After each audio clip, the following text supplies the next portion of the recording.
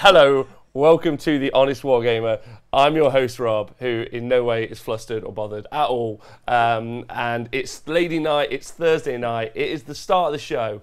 We're going to be talking about the LCO, and I'm joined by my two favouriteest people who calm me down when sound doesn't work, Nikos and Tom. Hello. G'day. Sticking with it. Thank you very much, everyone in the Twitch chat, Facebook chat, YouTube chat for helping me. Before, appreciate it loads. I hate technology though, so I'm probably in the wrong job. Right, so before I get any further, what's it like, you two being just great? It's pretty cool, right? Yeah, just for you. I mean, for you two, because I think you two are great. It's pretty boring because there's no challenges. Is it? You should have said it's lonely at the top. Well, I could have, but instead I made a One Punch Man reference, so we'll go with that. Hi Greco, hi Arise Gaming, Longshot Loxley, Eyeglasses, Retastanti, thanks very much everyone for being here. This is really cool. As you guys have said, seen it's the LCO. Have I put LVO? Oh fuck. LVO well, as you can see from the LCO coverage, I am prescient, so I can tell you exactly who's going to win the LVO. Yeah, good. So Sean Naden's going to win. LCO. Right, Sean Naden. Sean Naden's going to win. Yeah. And then Mike Porter is going to win the overall ITC, and he's going to bring it home for the lads. It's coming home. It's coming home. Good. Well. Okay, well... Nick's going to lose in round 3 to Copac. Okay, we're going to talk about all this, right? So, hello everyone. I hope you're really well. Thanks as always to everyone on Patreon and Twitch. You guys are the best. You're the reason we're able to do the coverage at the weekend. The coverage at the weekend actually cost us money to do. So I hope you guys enjoyed it, because obviously I love doing it. You too? Yeah, it was really fun. And we'll talk about that more. It was awesome to be able to be in the 40k community and like being able to do a good job. So if you guys liked what we did, it would help us out immeasurably to be able to get some cash, or at least it costs. Sustainable. Yeah, okay, or cost. If it costs zero, then it's just costing time, which is the thing, right? Yeah. And talking about costing time, Heinrad has just joined the knee stabbing gang. Thank you so much again. So Tristan Gray's in the chat, Luz Thurin, and then Inez. I saw Inez at the weekend, but I didn't get much chance to talk to him, and I really wanted to. Said hello, but he was like very in like the zone. We're going to get him on the podcast at some point. All right, good. All right, that'll be fun. Tom, you might be a tad quiet, so you might have to. Then we'll take this tree and we'll move it slightly to the right. We're doing some small audio engineering. In fact, we'll also turn me down a tad. There we go. So because we're going to Australia next week. So you I am. All right. Okay. I am. I'm going to Australia next week. And well, if it works the same way, once we've done 6 months of 40k coverage live, we only have to do 2 events. Then all the 40k communities in the world will be like, look, we need to fly the boys over. We can't really argue with how good their coverage is. I don't really want to have to check the toilet bowls for snakes before I sit down. Really? That's the most fun part. Every day's an adventure. No, I check the toilet bowl for a snake after I finish. Well, that's great.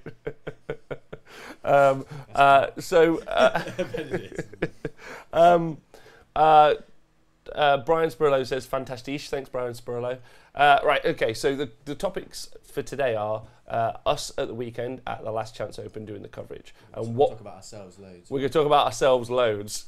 I could get the data of how far I walked over the whole weekend if we wanted. Yeah, we're going to talk about all that.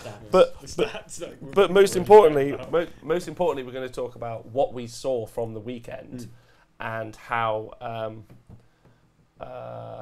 what we saw from the weekend, and we're going to have a conversation about like the 40k meta specifically, and about some of the units that we saw, and about like what it's like playing 40k under ITC, and that's going to be the general conversation. So kick back, relax, and get ready for a real casual chat about, number one, how awesome everyone who helped me out at the weekend was, and number two, how cool 40k is.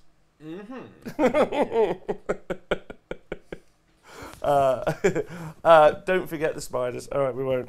So, just lowering this mic as far away from me as possible so it's like you guys. So, first off, we went to the Last Chance Open, which is in Southport. You guys went there. You guys, it's the first time you guys had ever done coverage. So John did the button pushing. Mikey from Hellstorm Wargaming helped us out loads by also being a co-commentator. So we'll start off with you. And support tech. And support tech. Yeah, agreed. He was support tech. So we'll start off with you, Tom, because you had an interesting job. What was, before you got there, were you nervous? Did you have a game plan? And then, because I'm interested whether or not your game plan has changed post the event. Well, I spoke to Chucklebuddy a bit about how he was doing it at Bobo, and that was pretty much my prep. And then I was sat in the hotel room before the first round, like before I went to bed, and I was drawing out grids for all of the games that were going on. I went down the BCP and I checked all the games, and I've drawn them all out on this thing until like 1 o'clock in the morning. I wasn't really nervous at all, to be perfectly honest with you. It's just kind of like I go, I do stuff. It's like if it's bad, I'll just fix that kind of the stuff that makes it. I'll just improve it as I go, right? I mean, I don't expect to be perfect first time, but at the same time, like if I'm nervous, it's just going to make me worse, right? So I just go and I do my thing and whatever. So I wasn't really nervous at all, to be honest. So, but when I got into it, and it's good. Pretty much all of this grid was pretty much a waste of time, because you're not there to cover 47 games. Because if you're covering 47 games, it's going to take you hours just to go around the hall once. And by the time you've done that, like games are finished at the other end, and there's just no point. So what you're doing is you're picking a selection of games or finding particular stories, and often it was me having to go out and try and find those stories rather than people coming up to you and just instantly telling you about cool stuff. I mean, that did happen a couple of times with people I already knew, but it was mainly me going out and hunting those things. So what I did when we got into the first round was I tried to work out pretty much where I wanted to focus my attention. So I had picked up a couple of games where you had a couple of prominent players facing off against each other, or particular interesting units. For example, you had the Brass Scorpions of Khorne, you had the Seraptics, and you had Leo Kip and his Supremacy suit, and the Bloodthirster as well in the Chaos Renegade Knight list, and they were all playing in the first round, so I was picking up on those games. I was picking up on some high priority games. I had my Porter's game in there as well, because that has an interest for a wider audience because of the ITC connection there. And it's about narrowing your focus as to what's important. And that was, it kind of flipped. So rather than you having so many potentially pertinent and important games going on in the first couple of rounds, and you having to kind of dial that back and find which games you wanted to cover, in the later rounds, particularly in round 5, you had, in fact, round 4 is probably worse for it, because in rounds 4 and 5 you had very few games that were kind of pertinent. Just move the tree a little bit closer. Okay, that's fine. Like so to the both of you. That's fine. I'll just tuck in next to it. We'll get all nice and cuddly here. It's good. That's fine. So effectively, it was when you got into rounds 4 and 5, you had so few pertinent games that you were then looking for other stories to add to it. Now in round 5 that was less of an issue, because you could go in depth on tables 2 and 3, and then in tables 4 and lower, you could find out the interesting things, because those people still had an outside shot to the podium, because the player who had a losing record on table 3 actually won his game. So that now made tables 4 plus more interesting. So effectively what I was just trying to do was narrow down what was important to cover and what people really wanted to hear about, rather than just trying to cover the entire event in one go. Yeah. Were you modelling your presenting style on anything in particular?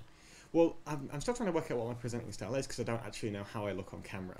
Because most of the time when we kind of do these shows, it's difficult to know, because I can't really move my legs and what have you, and I'm just kind of... I talk very physically. I talk extremely physically. And when I'm standing up and I have no table and I have just a clipboard, I want to kind of see what that looked like, and now I can see what that looks like. I can understand exactly what I need around me, what I need to be holding, and what I need to be putting to one side. I mean, the hard thing, scheduling-wise, obviously, for me, for you guys... I mean, I'm the luckiest guy in the world, right? You guys happily give up your Thursday evenings every single week to come and talk 40k with me. You do loads of homework and prep, and I think that's wonderful, and the community should really appreciate you guys, as I do. But then you guys obviously work jobs, whereas I do this full time and work really hard to like get all this involved, right? What's awesome, but we don't get much chance to practice, so we did really just like go. Well, I gave you some prep notes before. Well, I kind of gave you a brief, and I was like, "This is the plan. Off you go." We got a little bit stressed Saturday morning, which was my fault, and I'm a knob. But that's going to happen when you care, and also when you haven't had much practice. So there's been some really lovely reports, and people have been chuffed. But people really liked your section, Tom, and I think you did an amazing job. But I think one of the key parts for me as the show producer, if you will. Is that when you are covering only 5 games, because that's all we did cover, it's tough to get the environment in to all, like, you know, like what's the rest of the of the matchup. And did you feel like you did that well enough, or did you feel like there needed to be here's the more thing. people? I feel like a lot of the positive comments on that section wasn't necessarily because of me, it was because of the innovation and because of the fact that we were actually covering rest events, because no one else really kind of does this stuff. And therefore, I don't take it. I was like, obviously it was nice to hear nice comments, but I don't take it too kind of hard one way or the other. If that makes sense, because at the end of the day, that's my first time I've done it. Yeah. I've watched it that myself. I know there's things I need to improve on. I've tried to identify a few key points of what I want to improve on. Should I do it again next time? Yeah. Would it be to?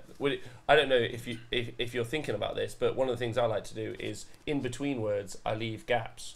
That's like a solid tactic for me. But that's. I mean, you don't have to. You can just kind of hashtag all the word together. You get more information in time. You do. It was like a speed challenge. What's really nice for me as a commentator. Rap god, yeah. Yeah, I'm like that. I'm like we're cutting to Tom. I'm like, oof, 5 minutes to kind of recuperate. Yeah.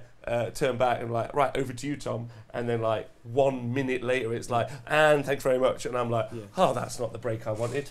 Yeah, or the break I need. I'm joking. No, it's fine. It's understandable. but this is the thing. So one of the things that I want to improve on is really communication and making sure we can get those smooth transitions between the casters and the rest of the event. And I think we've already had some quite well. Well, I thought you guys did really well with it. I'm just kind of like, oh, I've run out of notes and go. It's tough as well because there's a third member. Like, so there was us three. There was Mikey, who was amazing. There's also another member to the team, which is John.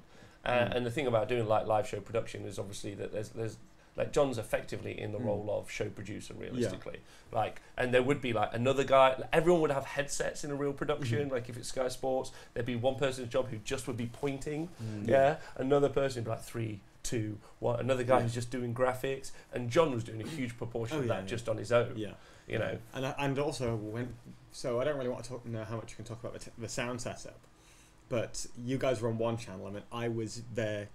No, I wasn't feeding into any kind of headphones at all. So John was listening to you guys on the headphones, and then he'd take the headphones off to listen to me.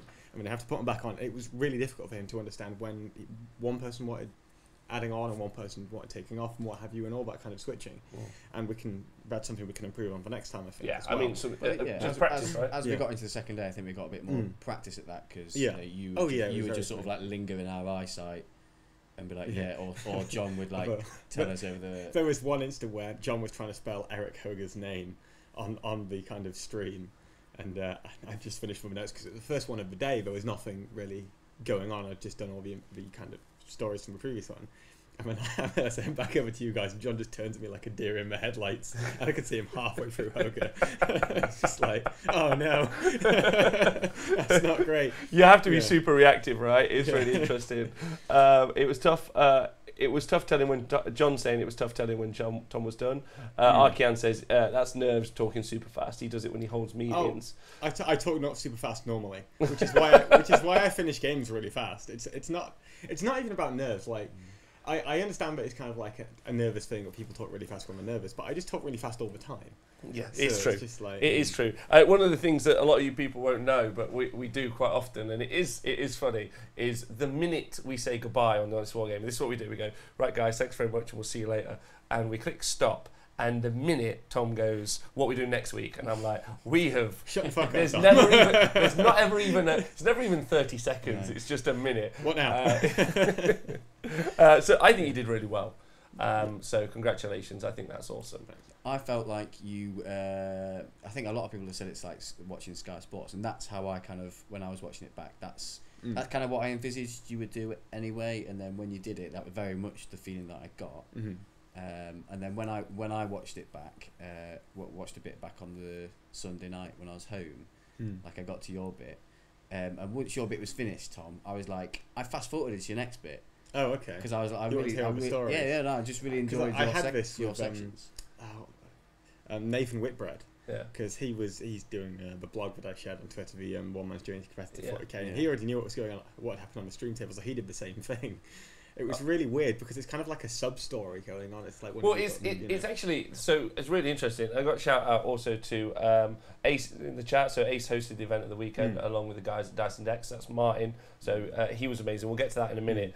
And also Canhammer TV says great coverage. Looking forward to Capital City Bloodbath, which is in Canada, which is where we're going over to do the 40k event in Canada, which I'm super pumped about. When's that? When is that? August something. Okay. Cool. But so that's one of the game plans. So it's that's after going the ETC that. Huh? It's after the ETC. So it was late Yeah. August, So I mean that's really exciting, and hopefully the 40k community have seen the coverage this weekend and gone. That's cool. You defending guys are champion Scary, who's been on the show. Oh, nice. All right, that's fantastic. Thanks, Big Goldfish. He said you absolutely smashed it. That's great. But I suppose it's August the 16th and 18th. And as well, so mine and Tom's interview was hilarious. It felt like we were speed running it. Are you fast? No, are you fast? What do you like? 40k, 40k. Smash! But he's fast and Scottish. So. Yeah, we needed subtitles to that bit, didn't we? I should add the Yorkshire bit on top of it. Yeah. Make it worse. And DeBolt said it was weekend, but Tom was a natural. You killed it, big up. So there you go. Loads of people giving you the love. So do you think the next time we do coverage for 40k specifically, you think there's improvements from the infield reporter? Yeah. Oh yeah. Like I want to kind of control my mannerisms a little bit. Well, I'll talk a little bit less physically as well, because then maybe you can have the stream on in the background while you're doing some work or something, and then when you say, oh, there's a big dice roll coming up here, and then you can switch back and you can kind of watch the pivotal movement phase or something. And really just add that, because when I was dancing a little bit, it was just like kind of fine, but it's only when you see me standing up. I think it's good to be animated to an extent, because if you just stood there like a robot, that might be a bit more boring. But a bit of movement. But you want to kind of keep it tempered as well. So I'm aware that I talk physically. It's just noticing quite how much I talk physically. So it's about trying to reel that back in, trying to express myself properly without basically just doing some kind of weird hacker. It's fine. I'll be on a New Zealand Leighton coming in 2020. That's gonna work. That's a good description. Right, I thought it was great. It's cool. What I liked about the Info Reporter shot is that not only was Tom and like in like the Chuck and Butty role bringing information from the rest of the tournament to the stream, the shot also gave you a view of all the tables and everything going on behind, so everyone watching at home can like hear what's going on in the rest of the tournament, and also like sort of get a bit of the atmosphere like that way. Until Lee Durkin walked between the reporter and the camera while we were doing an interview with his bloody cow hat on. We need some cones out next. Some people don't help loads, do they? But that's fine. I think it was really nice actually of Ace and everyone else. So the Last Chance Open is run by Ace and Martin from Dice and Decks. It was cool. It was a 100-person tournament, and it was in Southport. It was really cool, really big. Like, so what did we think? Let's do a proper review. Like, we attended, even though we didn't. The venue. What do you think? Venue was really nice. I really like the amount of space between tables as well, so you weren't rubbing arses with someone behind you. Yeah. I had room to walk down the rows. 13 kilometers long. It was amazing. It was really nice actually. It was really broad. Nick, what did you think of the food? The food was okay. I thought the food was great. I really liked the food. I thought it was alright. It wasn't as good as League of Nights. Wasn't as good as League of Nights, no. But as 40k food goes. Well, see, now that's the issue. I think really you need to review the food, and you need to review the food. I mean, we got it for free, so hashtag thanks for that. But you got to review the food also in comparison to Warhammer events. What, Warhammer World events? Or just Warhammer events. I mean, Warhammer World probably you would just find as the standard. So here's a couple of stories. So Warhammer World, I went to the heat, and they only had one guy serving, and then they ran out of custard right before Chris Dickinson. So they weren't able to refill the custard because there was nobody kind of there to do it, and you don't want to see Chris Dickinson without his custard. It was very grumpy. Okay. Yeah, very, very sad. So that was kind of just like, I feel like Warhammer World Food's gone downhill a little bit just because the number of people serving's kind of gone down or something. One time they just served a crap sandwich. Yeah, they did. Did they? They did. Yeah. I liked it. I got a vegetarian sausage roll and some chips. It was pretty decent. A vegan sausage roll? It wasn't. It was a vegetarian sausage roll. But it was okay. I thought the food was pretty decent. Yeah, bar was cheap. That's key. Cheap bar. It was really well air conditioned and lit. Yeah. Like, it was that kind of temperate corporate level where I felt like that's what Purgatory will be. The only issue is breaking into the building at 8 o'clock in the morning. Well, that's just always going to be the experience of the live stream team. The live stream team are always just like, oh, I can't wait to get inside. I thought the food was great in comparison to the usual buffet of Subway sandwiches that you get, but all the gamers have just greased their hands across. So food, yes, no? Yes. Yes. Yeah? 7 out of 10. Good. Yeah. All right. And then the venue itself? Oh, I'd give the venue a 9. Yeah, same. Absolutely Fantastic. Great venue. Yeah. Terrain? So I know a couple of people in the chat had issues with the terrain because you had a lot of really good boards, but then like 20% of the boards were just kind of a bit empty. So Right. I had this when I was doing Alex Jones versus Alex Harrison in round 3, and that was just an empty board, and the only chance Alex had was to deploy all his stuff on the line and go first, and then he had a chance, but it was just a barren board. Pretty much a similar thing was again Alex Harrison versus Tom Higginbottom in round 5. Innis versus Marcus Hinson in round 2 had the same issue, where you just had one kind of box in the centre, and that was it for line of sight blocking. But all the boards were themed, so they were trying to very much keep it in line with the themes. My bad. So you're keeping it in line with the themes, but at the same time you need to make sure that it's dense enough. And when you're doing like a desert board, you kind of have pillars and stuff, which is understandable. But is the variety not nice? The variety is nice, but it also needs to be functional. Well, no, well, I think actually what's really interesting when we get on to... So the conversation we're going to have later is about the games we saw and 40k as a meta. Yes. So we got loads of stats from the weekend, and we didn't get to use some of the stats you worked really hard on, Nikos, so it'd be cool to kind of revisit those and have a general conversation. But, like, so you talk about, like, when you play 40k... When you play 40k, or when you play any, when you play 40k, you don't really play. When you let those dice roll themselves, yeah. But when you play 40k, like obviously matchup. Play any war game. Realistically, it's rock paper scissors, right? So it's matchup dependent. It is matchup dependent to a degree, but if you're against some kind of like scrub lord 12-year-old that just picked up the game yesterday, and you're like some kind of like 12 major winning player, you're probably going to beat up that 12-year-old. Figuratively, yeah, but effectively, it like a variety of more open boards and less open boards, yeah, as opposed to like a standard of every. I kind of awkwardly like that, and awkwardly I like it and don't like it. I don't know really where I sit on it, but I like the idea that it wasn't necessarily every board was exactly the same shape, exactly the same. It's just another RNG kind of aspect, whereby I hope I get a decent board this game with heavy terrain. Otherwise, it's going to be a really boring game. What do you think, Nick? I when we were setting up on the Friday night, like, I was like itching to play. Yeah. Like they were setting with boards. The boards were beautiful. They were beautiful. They all looked really cool. awesome. Like I was just like really jealous of everyone turning up the next day, getting to play on those tables. I like the idea that there's the themes. Yeah, same. Sometimes you get like AOS events, a lot of time people bring their own terrain, although that's good for the TOs because they don't have to make their own terrain and bring and store it all. Sometimes the boards don't look that great because it's just a bunch of random terrain together, whereas they were all really nicely themed, all painted really well. Most of the time they were quite functional, like if it had buildings you could lift off different floors and things like that. And I quite like the idea that there's a mix of terrain boards, like some heavy, some light. Because you can't design your army.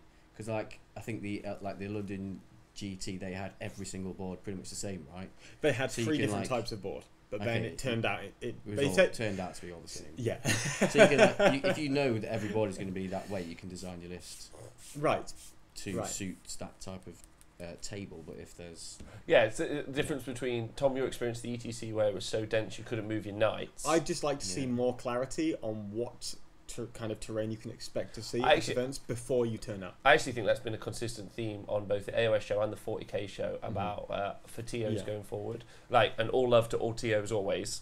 Yeah, just because you're running an event for people to go play at, that's great. But it's more of a review for like healthiness. Is like I want all 5 missions. Like if you're playing a 5-game tournament, I want all 5 missions or battle plans or whatever told to me ahead of time. You're right. Yeah, like I don't want to have to plan for 22 missions or whatever it might be, and then it just be again an RNG factor of the luck of the draw, and I've got the luck. Now again, when it comes to, I agree with you. I think the clarity that 20% of the tables might be a tad more sparse than 80% of the tables is I'm like cool. Like I'm aware of that to make army choices. As it comes to the terrain, I think like it was really pretty, Yeah. and there was loads of it. And what's really important, it was better than Warhammer World. Yes. Yeah. Like- even the sparse boards are better than Warhammer World. Even the sparse boards were better than Warhammer World. Yeah. So, like, realistically, for the event price ticket that you paid, they're all on fat mats, and they're great to play You Warhammer can on. actually roll Yeah. dice on them. Yeah, Actually rolling roll dice dice on them. It's a dream. Yeah, it was perfect. There was loads of room. So, really, as a player, I don't think I would have had very many Yeah, complaints. just a quick thought on the sparse boards. You could still tell there was an effort made to try and put line of sight blocking on those. The problem is that the difference between having a big ruin with ITC terrain rules shudder and a few pillars is vastly different. For example, I could hide a unit of grotesques inside one ruin easily, right? But I can't hide it behind a pillar. So the pillar might block line of sight for an individual model, but when you're talking about units, suddenly there's a big distinction. Yeah, it's definitely like worth a chat like another day, right? Yeah, we can have a because- full like show on terrain. Yeah, absolutely. And where to get the cheapest and best terrain from? Boom. Yeah, Nikos is the answer. Yeah, that's where it's from. It becomes a underground terrain dealer. I've made enough terrain this year. Colonel Cabby says that a really good idea would be terrain was 100% better than Warhammer World, says K-Dash. I agree, always kind of disappointed each time I'm there. Agreed. Like, they have the opportunity to do well, and sometimes... Yeah, I don't understand how the terrain can be so bad at Warhammer World. Yeah, this is not... use This anything but they- your own yeah, terrain let's kit. They make the let's not terrain. go there to beat them up. Like, No. let's just leave that as a... We've reviewed it before. It could be way better, and Realm Battle Boards, in my opinion, suck to play Warhammer on. Yes. Agreed. Like I take in my dice box blue tack specifically for So no one Warhammer can nudge an World. objective. No, so if I'm trying to put a model on one of those fucking hills that everything just slides down, or an objective marker Yeah, needs just to be placed there, bit of blue tack out, yeah, blue tack it down. yeah. Well, this is why I think, realistically, one of the things that I would love to do for the Honest Wargamer is buy a 3D printer.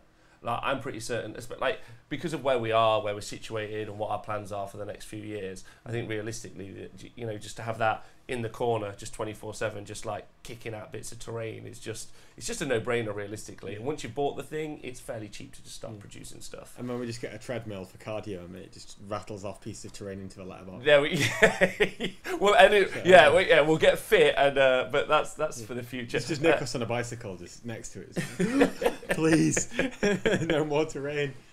Right, so board's good, terrain good. Big shout out and thank you again to Ace and the TOs for continuously changing the board we had on the stream. Yeah, So, that's fantastic. mixed it up. Really, really good. Yeah. That was cool, and it really helped that they're all YouTubers, right? So that they're just They like understand the they're like, struggle. what would look good, and I'm like, oh, that one looks really cool, and that's and also understanding what was also great for me again as a show producer, having been to places like the LVO. And Adepticon, where I've been and done the Games Workshop stream and set that up and had to talk to the event organisers, you really do get you either get helpful event organisers or you get unhelpful event organisers, and they were super conscious of helping us as much as they could in any way, whether that be providing like even the conversation. And what's great is they're gamers as well, so it's like actually we can give you that terrain, but actually there's a lot of enclosed buildings. So you're going to have that conversation constantly about the fact that those units can't get shot, and that just isn't going to. That was game 5. Or people wouldn't know where people watching wouldn't know where units are because they can't see them. Sneaky 16 grotesques. Yeah. I yeah, sneaky. Right, okay. So Nikos, you and Mikey, first time commentating a live game of Warhammer. Over the weekend. Obviously, you've done stuff in the studio, we've hung out, and obviously been on the show. But like going into it, how are you feeling? How are your experiences? And then what would you like to do in the future? I think because we've been doing the show for about a year now, I was quite comfortable like going on, like being like talking or being in front of the camera to however many people were watching. Like I was quite comfortable with that, and I think. Reflecting back on, like I watched a bit of the Necron game, Game 2. and I think like when we started, like you were trying to set up a few jokes, and I wasn't biting. I just looked like I think I was serious. Yeah, okay. I think I was way too focused on right. This is commentary. I need to like let's talk tactics straight away and like be super serious about it like straight off the bat. Whereas it would have been better to maybe ease into that have a bit of a laugh at the start, and then talk tactics later. I think for me, I think it's a learning experience, and it's also a learning experience with who you're doing it with. Yeah. So there's like a give and take. I'm a loud character and a bit dominant in a conversation because sometimes I the back of my head is always panic. I'm like, what if we say nothing? There'll just be silence. That would be silly. So I'm like racking words out my mouth as much as I can. But I think, but in that situation, that was your role. You were the lead presenter and the lead commentator, and like I think, I felt okay. I felt comfortable in that role, that co-commentator role rather than the main commentator role, just because you're more experienced and louder and more talkative than me anyway. Mm-hmm. But then also me and Mikey had the role of listening to the person at the table. Yeah, you had to do two try jobs. And feed information in. That was challenging. That looks intimidating. It was quite challenging. Probably the experienced commentator should have had that job, being the listener and the talker at the same time. That would have been fair. I got used to it by the third game. I felt quite comfortable with it because I think, like me and Mikey, we'd been on both ends of it. We were much better at when to give information, what information to give, and then also, like how you handle when you're getting that information. Because the challenging part is dividing your attention between listening to you, what you're saying, and where the conversation's going, where the game is going, and then taking on board that information and feeding it into the commentary and the chat in a smoothest way possible. Like, because sometimes it was going to happen. Like sometimes it was just the flow was broken because like you said something, you're like, oh, what do you feel about that, Nikos? And I hadn't heard whatever. I hadn't heard what you said. No idea what you said. So I was like, yes. And then there's something else. I've got some information for you. But so it was a tough challenge, but I really enjoyed doing the commentary. I loved drawing on the screen. I could see that was brilliant. Being able to draw on the screen, because like if you try without that, I think it's a lot harder because you have to be much more descriptive in what you're saying. Whereas you can just say this unit here, circle it, and everyone knows which unit you're talking about, and it's going to go over here. Yeah, like the first 2 months of doing While I'm Alive, we had no telestrator to do the work, and then when I installed it, I was like, this is great. But yeah, you do get like super descriptive, and the constant criticism of kind of the coverage in the way that we did it, and we'll continue to do it, is that top-down view. In that it is hard to disseminate exactly what's happening and what units are. So the drawing on the screen just is super helpful. In a big way. What's also super helpful, I just want to say hello to everyone on the chat. Mark Wildman has said specifically, Nikos, you did an excellent job, which is very nice of it. Also, LOV is asking whether or not you trademarked the Soul System, which is what we're going to talk about next. Sanguine over on YouTube has told me to get a rest. Maybe do I look tired? Get arrested. Well, I plan to. Yeah, and Mark Wyman's last game of 40k was against me. So he might be out to 40k, which is fair. Also, Dude Day's asking, and big shout out to Dude Day, whether or not you and Tom are planning to just start your own show doing only coverage, because you guys are so great. Are you guys planning a revolution? No, you've got all the tech, so we'd have to buy all the stuff. So. Are you just hoping I die? And then you're like, all right, that's we'll forge your will. We're going to get power of attorney someday and write it all into. You can have all his tech and I'll have all his models. I think the funny bit would be give it all to Nathan. He'd just go, oh, this is far too many websites for me. I don't want to touch any of this. I need all these websites. Hi, Chris. Servitors in the chat. Linus is also there as well. The drawing was very helpful. That's good. Picture quality and smoothness was ace, which helped the top-down view. That's good. Really happy with that. We also got to try out the phone kind of camera angle as well. Yeah, crazy cam. And Pure Evil, the leader of the Evil Empire. Leader of the Evil Empire. That's correct. You're one of your favourite Twitter followers. I said if we had a 4K camera, we could digitally zoom in the top down. Not sure how easy it would be. Super easy to do Pure Evil. The issue is buying a 4K camera. Like I imagine how 4K much would we sounds need for expensive. a 4K camera? It's not loads. So actually, there's a camera. It's what's called a PTZ camera. So there's a £500 PTZ camera, but it was that or drawing on the screen.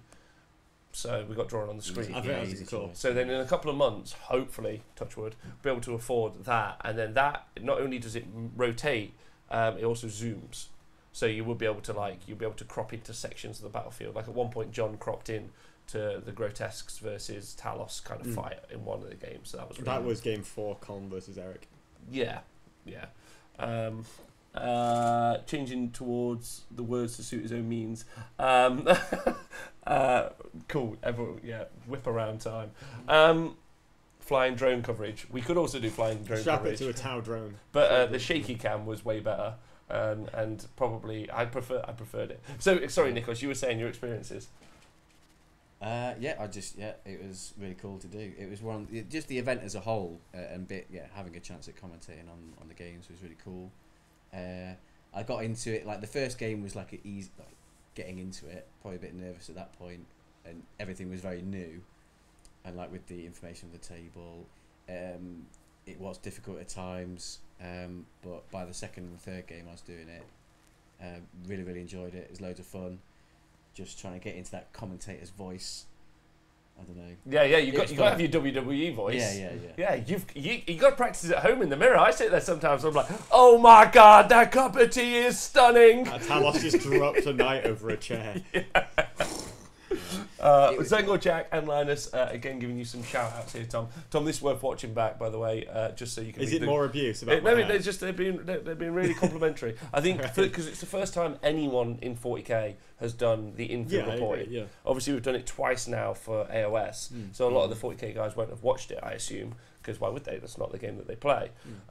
So seeing someone go into the field and do that, that's great. Also, as we know, Chucklebutt's so self-aggrandizing. It's all just about himself. He's just there like... I need a table and I need it now. I need a table. Hey, I was talking to people. They said I look great today and a lot thinner than 2017. That's Chuckle's style. But what I like about... last year. But I also think, someone was saying, we were talking about it, because you're super analytical, right? Like, as a person. Yeah. And I thought one of the things that we might miss with you going around the tables would be like the humanization of the stories because of who you are. That's not like meant to be. No, that's understandable. Everyone's their own person.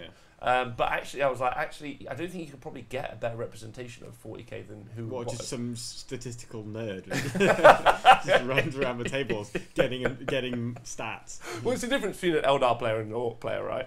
In my opinion. Well, actually, I've had it the other way around. When I was playing Orcs, I was trying to work out mathematically how many Orcs they should kill. Whereas when I'm Eldar, I just assume it all dies. It usually does, right? It usually does. Yeah.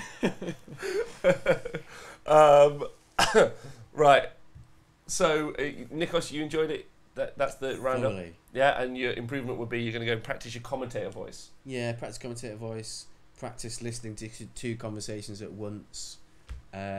And maybe one of my biggest, like, I think suddenly realising I don't know that much about 40k rules, like #know the name. Like, yes.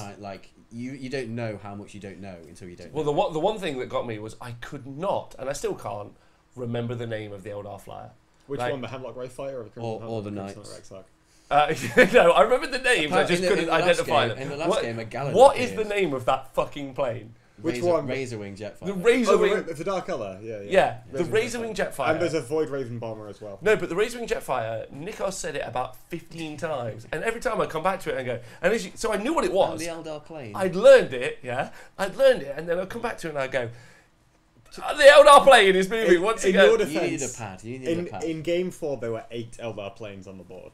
So totally. But it was the same. Six of them were the same. There was only 2 types. Okay. Yeah. Right. And Nikos has said it again. It's gone. It's like throwing water at a whiteboard. Jetfire. It just won't stick. Everything else, I was like. Do you know what we need? More whiteboards. Stick one behind you. Razorwing Jetfighter. There you go. On the board. Carmack says best practice for listening to 2 conversations at once is getting married. Carmack. Yeah, no, Carl. Carl, yeah. He came to the League of Knights. Lovely man. Yeah. How tall is Tom? Is a question. 6'4". Yeah. Without hair. That's pre-hair. Yeah. He's 6'2" tall. I'm 6'2", but the hair is obviously like 5 inches. I mean, that's the point. I loved it whenever we cut to you and the Twitch chat would just be like, the hair! But I've shaved. It was glorious. It was really fun. It was like Ben Tilford's beard when Ben Tilford was never on the stream. So Mikey did really well. Mikey did good. Mikey did really well. So big shout out to Mikey and everyone over at Hellstorm Wargaming if you want to go check those guys out. I think he did really solid. He worked really hard. He did some tech support for us, which was cool at the same time. Yeah, in the game that obviously me and Mikey did the last game of day one. Yeah. He took on your main presenter role, so he held the show together. Yeah. While I was co-commentating. He slept with Scrivo.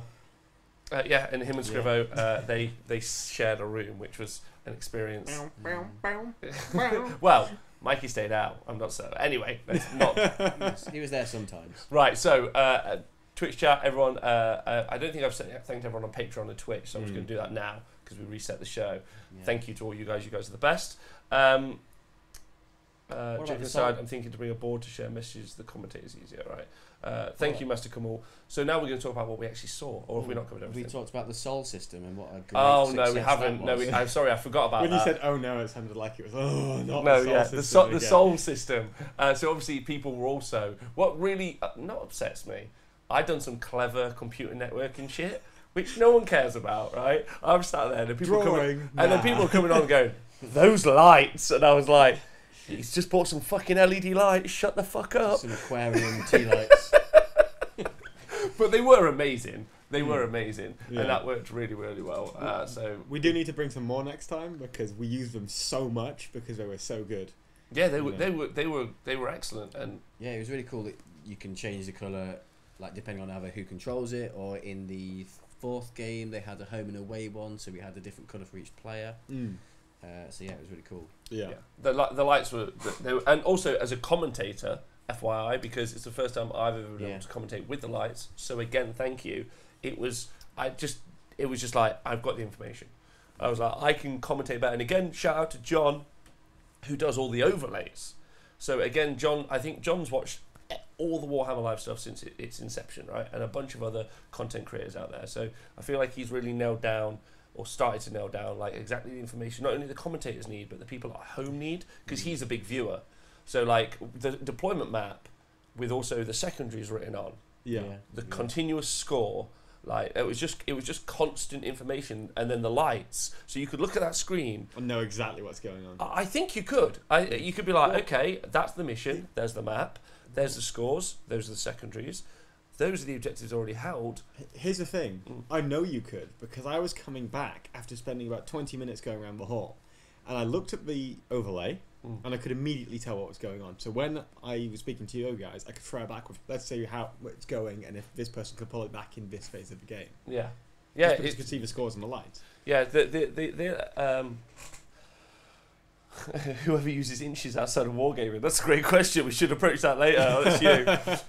Right. But yeah, it was just super. But the lights helped that. They compounded that. So the overlay and the lights. So I think that was good. But again, the reason we're reviewing all this, if anyone has any thoughts or feedback, please get back to us. Twitch, YouTube comments. The comments obviously now, Facebook as well, Facebook comments anyway, and I know you guys are watching on YouTube, so shout out to you guys watching on Facebook. So anything you've got and you think, actually I've had this really clever idea, because we want to add it in, right? Oh yeah, 100%. Obviously it's the first time we've done 40k. I mean, we're always open to innovation, especially with the Soul and the drawing on the board and the overlays and what have you. And obviously it was the first time we were doing the stuff in the kind of feel as well, so there's always stuff you can innovate and always stuff you can do to improve. Yeah, and if you've got any large scale 40k tournaments need covering, obviously Capital City Bloodbath over in Canada is one of the events we're going to be going to for 40k, and we're doing a lot of AOS coverage over the next couple of weeks, but just let us know, because we'd be interested, and potentially we're going to do some more 40k coverage anyway because of some plans. Right, yeah, good. Right, so the event, right, we've talked about the review of the place, actual games, and 40k. Let's stop talking about us, let's talk about 40k in the games. Okay. 32% of the field was Eldar. Yeah. Eldari. Same difference. Yes. Right? Kind of elf. Yeah, like look, there's a space elf, right, and he's wearing like a real nice suit, and there's a space elf covered in blades, and there's the faces of his children. But it is important to differentiate between the three kinds of It is, but look, Tom, I don't believe in division. I believe about getting everyone together. Yeah? I just in groups and out groups, and I'm like, space elves, they're an out group to me. Yeah, and in group to you. So we saw a lot of Drukhari and Harlequins mixes doing quite well, right? So we saw it with Tom Higginbottom was kind of doing one of those things with his grotesques and his Harlequin spikes. Yeah. Eric Hoger, who won the event, was doing a similar thing with Harlequin spikes as well. But we didn't see very many Shining Spears, and we didn't see very many Dark Reapers. The only person I can remember that was running Dark Reapers was Brett Armitage, who I think went either 4-1 or 3-2. Yeah. I couldn't remember which one. I think we could talk about that. So the overriding story before we get about what's exactly there, but that's a solid salient point to make. Yeah. Is 32%. We're talking about 3 factions representing 32% of the field, 1 in 3. Like what? Nikos, I'm going to go to you because you might be biased, Tom. No, it's fine. What do you think? I'm going to be biased anyway. Right, everyone's biased. Eldar. Okay. Yeah, what do you think? Well, I think I'm not like personally upset by it. I think it would be better for the game if there was more variety. Obviously, it's a big competitive tournament, so it just shows clearly that. I mean, I'm sure everyone is. We've talked about it before. We feel like Eldar are just better than everyone else because they just have, like, they are the only faction with an anti-stratagem. And they just seem to have all the best units and all the best stratagems. If they were just singular books, it'd probably be better.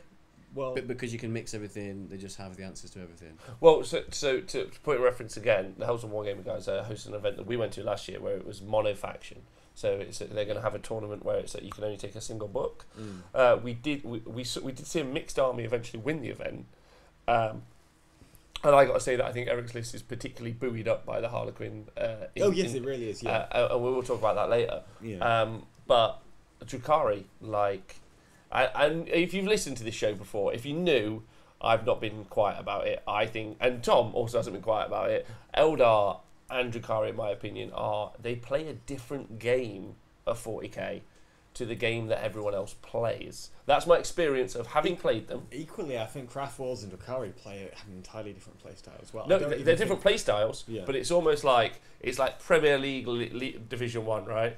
Like I don't think it's that cut and dry though. This is the thing. You don't think the partition is that? No, I don't think it's that extreme at all. Okay. Look, we still Between them and who? Well, Tau, for example, is a very salient point because you have Tau that came second, also went undefeated and beat a similar kind of Colin McCarthy style Drukhari list on the way to do it. Deathwatch as well are exceptionally strong into Drukhari. You can do really, really well with them.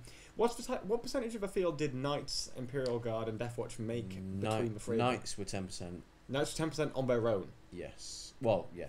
But that would be they had some soup in there, but mainly points wise. Majority of it was Knights, was 10%, so 10 people. Right. So and then you had Deathwatch and Nightmare. So let's just take those 3 books as well. They'd have probably made up a reasonably decent proportion of the field as well. Orcs can cause a bit of a problem for some of those lists as well. Depends on how you build it. Drukhari less so. Craft World's built. But interestingly, and while I don't necessarily disagree about that, there is a super strong orc build out there, and there's no criticism. If we actually look at the field. If you actually look at take that as a holistic kind of look, especially as it's an event where a lot of people are, it's a competitive event. Like there were some great lists out there that were like, these are 3 Triarch Stalkers. Fuck you, I'm having fun. Also the Chaos guy. What is the Chaos guy's name? Whatever his name is. The Chaos Renegade guy. With the Knights. With the Knights that looked with gorgeous. The Bloodthirster. Yeah, Liam Ainsko. Liam, and we spoke to you for a bit afterwards. One of my now personal heroes. Yeah, personal hero from the event. And obviously, people still always go to events and just take stuff that they want to take, which is solid. Also, you've got to say a big shout out to Sean getting 4 draws at an event, which is statistically almost... Statistical anomaly. It's a statistical anomaly, I mean, but you incredible might think to there's do. some foul play there. No, none. It just was every dice roll. He would only roll 4s, they would only roll 4s, and weirdly... Incredible. Yeah. So just on the Eldar point, very quickly, just to close it out, I'm not saying that Drukhari and Craft Worlds aren't very, very strong books in comparison to other books. What I am saying is that I don't think that it's so cut and dry that these 2 books are so far ahead of everyone else that it just makes events boring. No. I don't think they're that far. I don't think they're that far ahead of everyone else. Like maybe Tau, Orcs, and there's but normal armies you'd expect to see in like you do in the 40k lore, like normal Space Marines. Yeah, like they're way ahead of those. Yeah, of course, but I'm just taking issue with the phrase they're playing their own game. Well, yeah, and I would say that I think Orcs can compete, and I would say that I think Tau would compete, but I think both of those two are competing with Eldar, as opposed to, because you ask yourself, what do I do if I play Eldar? Is the question, and this field is a really good representation of that for people at home to listen and go, okay, there was a competitive event, and 1 in 3 armies was Eldar.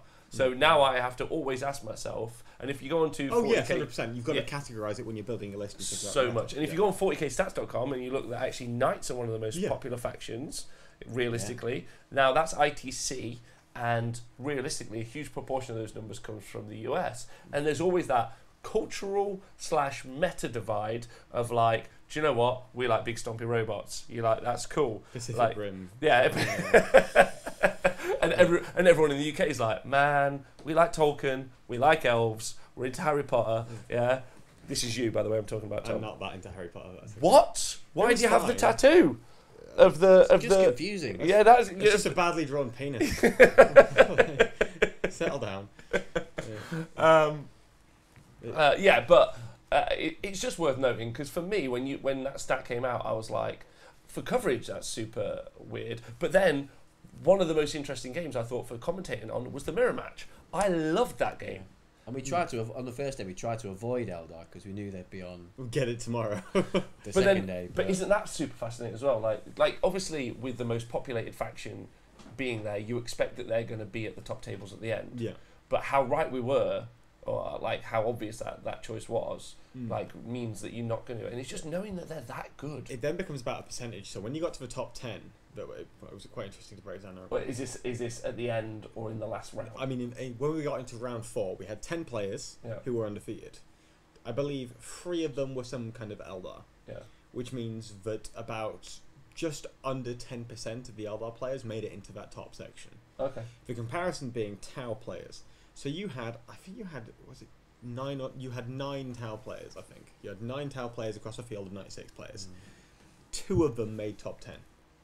Going into the last 10. So the percentage of the Tau that was there versus did well was better than the Eldar mix. Exactly. You can even break that down again. So if you go into the round 5, both those Tau players made it through a round 4 matchup. They shouldn't have done, though. They shouldn't have done. Okay, so you felt they were against hard matchups and they did well. I felt that Alex in particular got very lucky in his game. I think that Alex probably should have lost to Tim Dagnall. Yeah. But Tim failed every single one of his charges bar 1 Smash Captain. Now, to be fair to Alex, he's someone who we've talked about on the show as being an untoward gamer. And we had this conversation before, Tom. And one of the things that I've learned from you, Tom, and I think is a healthy conversation to have, is allowing people to rehabilitate. Yeah. That's how it should work, right? Like, you did something wrong, don't do wrong things again, rehabilitate. And Alex, as far as we know, over the entire tournament, just played a really fair tournament and played some really fair games. Yeah, I mean, he's a salty motherfucker, but he's fun. That's about it. I like. But most importantly, no dramas. No dramas. No dramas. Played his games, didn't cheat. Great job. Excellent work. And I don't want that to be left unnoted. No, of course, and for me, and also for me, who I'm fairly vocal, to go unrecognised, because I think that's great, because we would like everyone to play 40k fairly, and if everyone does, there's no issue, right? Yeah, exactly. And that's at the end of the day kind of the entire point of these things. You want to condemn the acts and not necessarily the person. Yeah. Well, you want people to rehabilitate. Yes, people should be allowed to. Yeah. I think that's fair. And also still watch them like fucking hawks. But you watch everyone like hawks. Yeah. Everyone, especially me. Not me. Don't watch me. Then I get away with murder. Because I'll get my stratagem CP points wrong, and it should be cheaper. So watch me, please. Tristan Gray saying netball is his favourite sport behind T-Sports. And also Ace, thank you very much for being in the chat and letting us know. Alex also got some favourite player votes, so you can't really argue with that. So I think that's worth noting and talking about. So congratulating someone for not cheating, says Nick Lamborn. Yeah. Well, like, if I have a propensity for murder and I don't murder, good job. I don't know. Maybe say good job. If someone's, here's the thing, though. If someone goes out and then they get like reamed by the entire internet, and now that's suddenly their own perception, but actually they're not the same as the perception that's been made. Or they've reformed. Well, not currently the thing. You know what I mean? Yeah. That was yes. But you get the point I'm making. Yeah. It is a worth of note, but it only means that now you're just at the same level of everyone else who's just played a fair and great game over the weekend. Yes, but you want to make note of that. Yeah. When can I get a T-Sport shirt from the Honest Wargamer store? We will get them sorted. No problem. Add that to Scrivo's list. Add that to Scrivo's list. They're available soon. All right, so 32% was Eldar. I think we've covered that. I think that was really interesting. So then let's go into the hardly any Marines. Hardly any Marines. Yeah.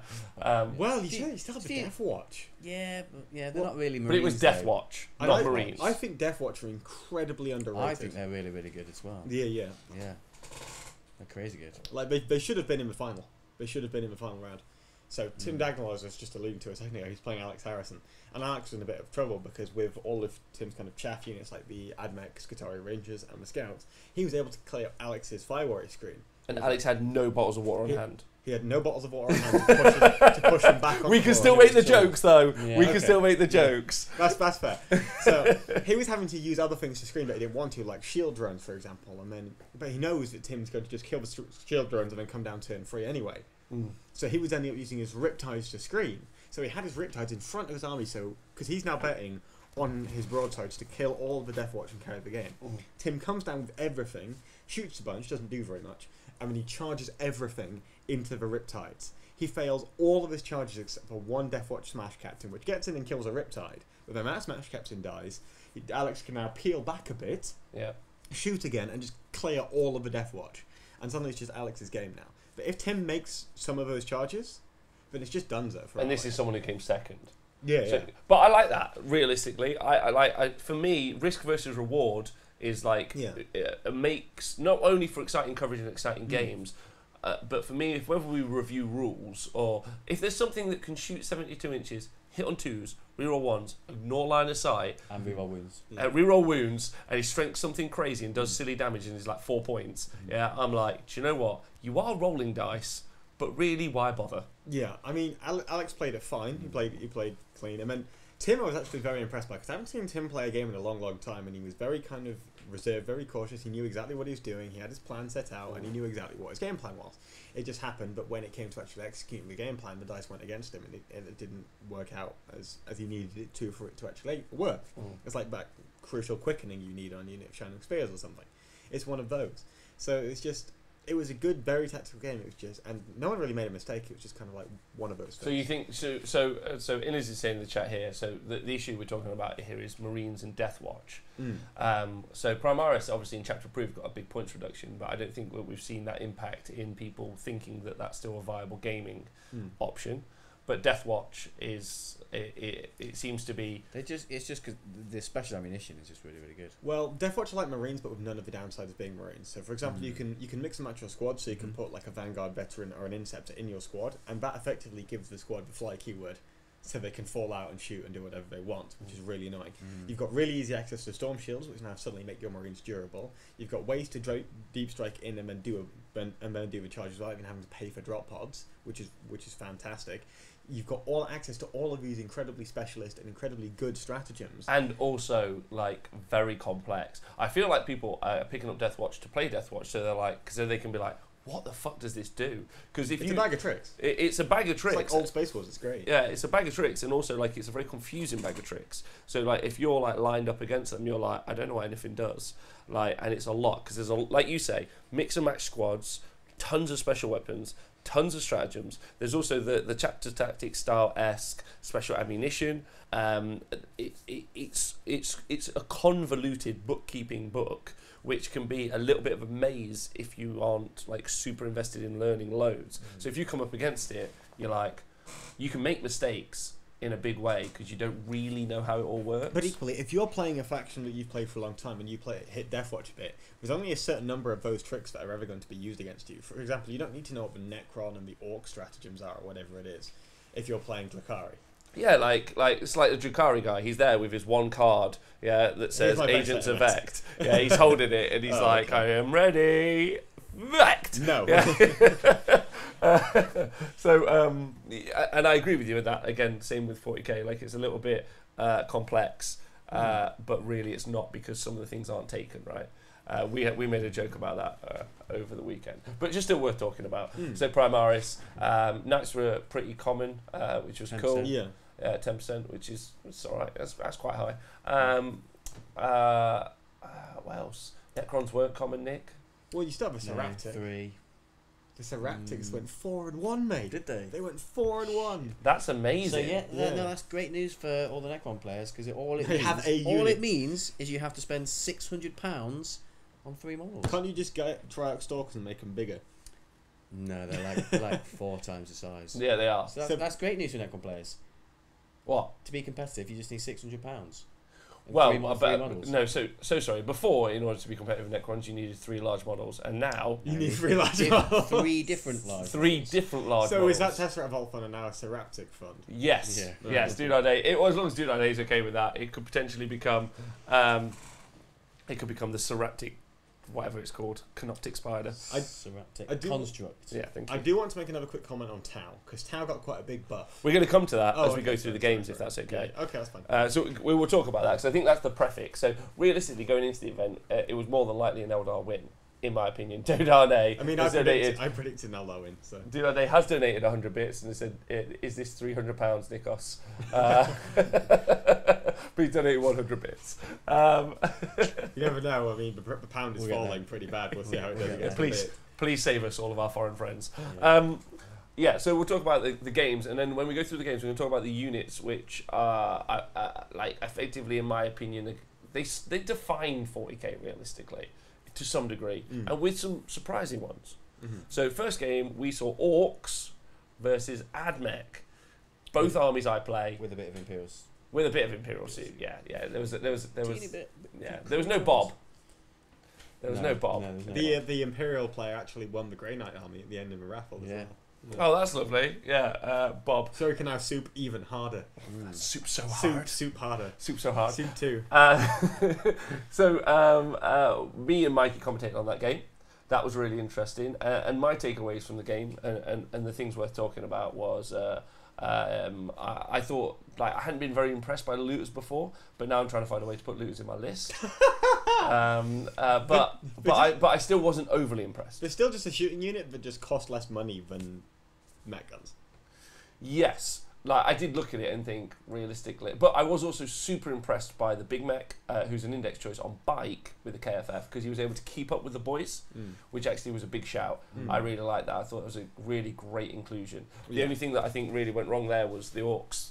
They committed half of the army turn 1, and then half the army turn 2, and then the awesome. I think I was a bit sad that we had that game on first, because I actually think that's a really interesting army, because I think the Orcs could have potentially won the event based on army composition, because it was just Well, that was Steve Pamprine's list. so that's what I thought. But what was devastating really was, like, one of the only Admech lists there. Yeah, which seemed to be specifically, I would say it was designed to take out Eldar more than anything, but it was also exceptional versus Orcs. Well, And I was there just like, oh no, this is actually... And I think the Orcs, had they committed everything early, would have just put too many threats on the board. Yeah. But it really does show you the power of... Because if we go later on to the Eldar games, they just didn't have the output that the Admech list had to destroy that many bodies on the board. Correct. So I agree with you that I think Orcs are in this incredible place. I do think the Advent player might have struggled to kill Talos. He had a lot of, like, the Castellan robots. They might have just bounced off the Talos. Yeah, And, like, really. his mortars would have bounced off Talos. I'm not really sure what he had to necessarily deal with the Talos. Well, no, I know he had what is my pick choice for destroyers. Admech. The Yeah, the destroyers, Catphron that's it. destroyers, which is But just again, even the 4+ save, got half of them going to bounce off. yeah, but so So they're going to it's save 1/6 of it. but it's 3 damage a pop because of, and that's Yeah. quite a rare stratagem. You're wasting a lot of wounds on that because they have 7 wounds, so you'd need 3 to go through for each one. Yeah, but he also the big picks from the Admech list, which really impressed me. So you've got the old school scary Castellan robots. Yeah, since 8th edition has landed, everyone's like, right? I take those guys, I shoot twice, yeah, which doesn't require a stratagem, it's just their ability. You just do it. If I have call, they hit on 4s, that's bad, but if I have call, I re-roll everything. And call's special wording, which is almost unique in 40k, is you re-roll all hits, as opposed to re-roll all unsuccessful hits. You can re-roll all hits, so it ignores the modifiers. So it ignores modifiers. So that's just huge, especially on effectively it's 9 shots a model, but they're shooting twice, so it's 18 shots a model. It's just it's just bananas. He had a big unit of 5. Yeah. Now they were brilliant and just deleted 2 orc units on their own. In the second turn, they split fire 45 each way, and they just wiped out. Well, I walked past at one point when I was doing a run, and he just watched Kyle remove an entire unit of looters off the top of a tin can. Yeah, like, they're pretty good. Oh, they're good looters. Yeah, which is that was quite a cool thing about the looters compared to the mech guns. You can dead jump the looters somewhere, because I think he had them like at the back of the board, like hiding. And there was a big line of sight blocking terrain between him and the robots. I think that's why they were there. But then when he needed them elsewhere, he could just dead jump them somewhere. Yeah, to give you a quick rundown of what was in the list, there was the 5 Castellan robots and Cole. There were 6 Ryzen Cataphren destroyers with the plasma guns, which sounds is like a graphics card. Yeah, GT22427. There was there was also there was a bunch of obviously Skitari in either 10s and 5s. So Mars was what the because it works with core. Yeah, because it works with core with the Castellan robots. The Cataphren destroyers were Ryzen because they have a stratagem which makes them have 3 damage +1 to wound. So that's obviously massive. And they were in the Vigilus formation, so you can give them another +1 to hit. You can give them a 5-up invulnerable save. So that was just really, really awesome. And then the issue was he had 3 quad heavy mortars, which fucking suck. Yeah, so it was like 300 points down. I really hate your quad heavy mortars. They just suck. They like if you compared them to what the breaches of the destroyers did or any of that, just take more of them realistically. Take a Helvering. Never. Nick Cook saying those poor looters, bless them. So that's what Nick was at the event. Yeah, so that was what was in the list, and it was just apart from unfortunately the mortars, which just didn't do much. Everything else performed super well, and I do think that list would I would have loved to have seen that game versus all the Eldar armies, because I know what you're saying about the Talos would maybe be an issue, but I do think that they would just. It's a lot of Talos, and the 4-up invulnerable save, I agree, but they would just go through, and they would obviously vect the stratagem. This, again, we'll talk about that later. We'll talk about this every time. They would vect the stratagem that would give you +1 damage on the plasmas, so that would be massive, right? Just daunting. But I thought it was really cool. And also, again, I don't think we saw from almost any of the armies, apart from when we saw Tank with the Tau, we saw anyone who could deal with that many points. When do you use the stratagem that gives you +1 on the plasmas?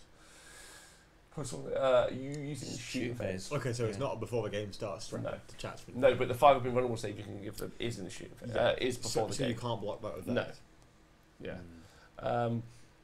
And there was also 10 priests in there, and those 10 priests unfortunately just got blitz. So yeah, they're not great to walk. Yeah. Yeah.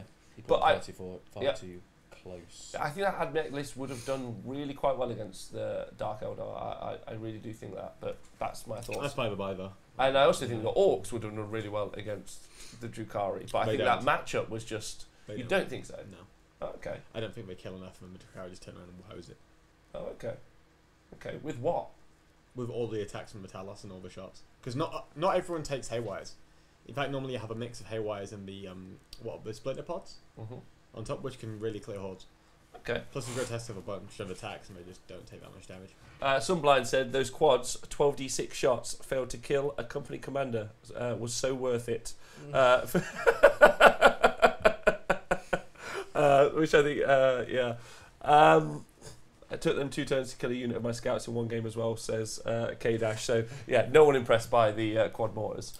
But I was impressed by the looters. To jump in the looters was also really interesting as well. Getting the big mech to keep up with the orcs was interesting, and I thought that was a good call. The Weird Boys were doing great. It was a great game. I'm warming more towards if you're building looters, you kind of build them like Dark Reapers. What, sit in the back? Yep, with transports. No, I like. Because if you don't have the transports and you just have a grot shield, suddenly you're bad into Drukhari now, because people can just vect your stratagem to grot shield. Whereas so you have with the transport. yeah, personally, I don't necessarily think Grot Shield's great, but that's my opinion because Well, I just Transport's a good shout because it's quite cheap, isn't it, for a truck? It depends if you're taking a truck or a battle wagon. Truck's like what, 50 points? But the battle wagons do things. David Singer's asking, do Castellan robots still have a place? Also, big shout out to my our American live commentator who'll be doing the LVO live commentating. LVO. LVO. Oh yeah. right. Yeah, he's the reason I wear bow ties at events. Okay. I think AdMech. I think the Castellan robots definitely have a place. Yeah, I agree. They were stunning, in my opinion. I remember when at the start of the edition, you could fire them 712 times. Yeah, they got cheaper now. I think they got cheaper now, not than then, but they're cheaper now. And realistically, I think potentially that AdMech list has about 500 points to play with, which is quite a lot really, and it's really quite solid because it can drop all the quad heavy mortars and it could probably drop the priests. The priests are good at certain matchups though. They are, which is why I said maybe. Maybe drop. Yeah, maybe. I know. I'm just quantifying why it's maybe. Yeah. Grok Shield isn't that important, says John. Innes, the guy who played Colm, just deep struck them. Only 10 priests, masked Mars priest with core is brutalising my opponents right now. I also want Tom's babies, says Nika. That's understandable. And they're not cheaper apparently, but they were good. The Flamer melee variant is. Yeah, the shooter variant was still good. But the breachers are something to look out for. The destroyers, personally, big unit of 10 of 12 of those would be amazing. 5 up invulnerable save. They just sat there. They're from Riser. They can get +2 to hit if they take the Vigilist thing. +1 to wound. 3 damage on 12d6 shots. Rerolling ones to hit. You can bring them back using the Vigilist. And you can bring them back. He was doing that. He was healing them back into the unit as well. So it was actually quite devastating. But problem is, and it's worth talking about, they would get vec'd. That strat would be vected. Vect is so stupid. They're good. But I wouldn't mind them vecting that if I was going to do the +1 to wound and +1 damage strategy. There's only so many times you can vect. Yes. I think it's about twice in a game. Yeah. Maybe 3. Breachers. Yeah, right. So we'll move on. So I think that number one, watching that game was interesting, but then watching all the other games and knowing about all the other armies that were knocking about, I think that was an interesting matchup because I think both of those two armies would have really had an interesting time against Eldar, and I feel like the AdMech list was designed to really take out hordes and really clear stuff at range and potentially deal, and would have also been good for Eldar as well because I like giving Eldar a bunch of dice because those 4 up invulnerable saves are less valuable, right? Yeah. It depends on how much horde clear the Eldar have, especially for the Orcs. Because I actually played against Kyle in the practice game, and if he doesn't seize on me, I kill all of his looters. Okay. But and if that happens, I probably win the game. But it's just like, yeah. He sees them. I think looters might be quite fragile, but I'm only adding looters onto my 18 mech guns. Yes, yes, you are. You're going to shoot the Orcs. Yeah. Are you not tempted to put a Stomper in there with all the guns? No, there's 90 boys as well. There's a new. Have you seen the new Vigilus? Formation. Stomper formation. Fuck off the guns. I hear you can fit 3 in there. Secret filth. Sure. Okay. Right. So the next matchup was Necrons. Yeah.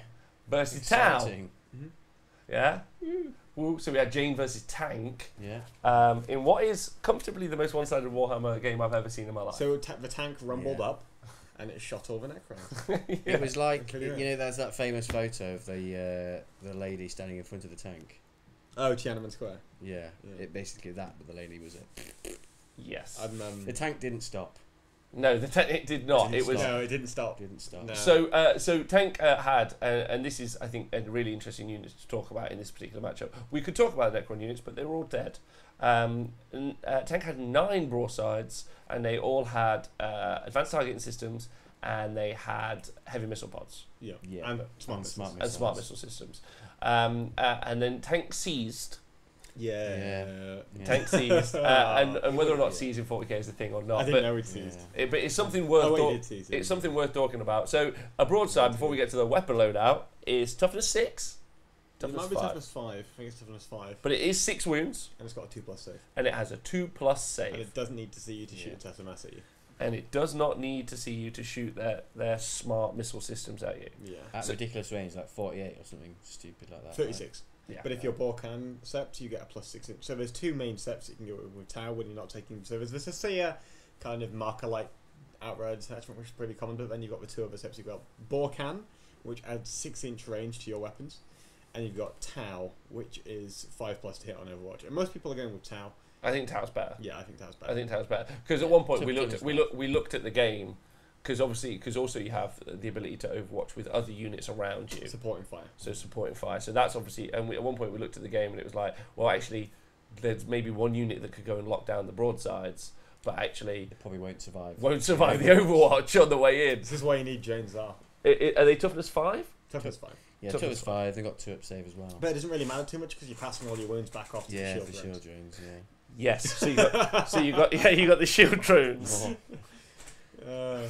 But so Tank did move in the first turn. Which shocked a lot Did of he us. use mod cast the mod card Yeah. to move and fire normally? Yeah.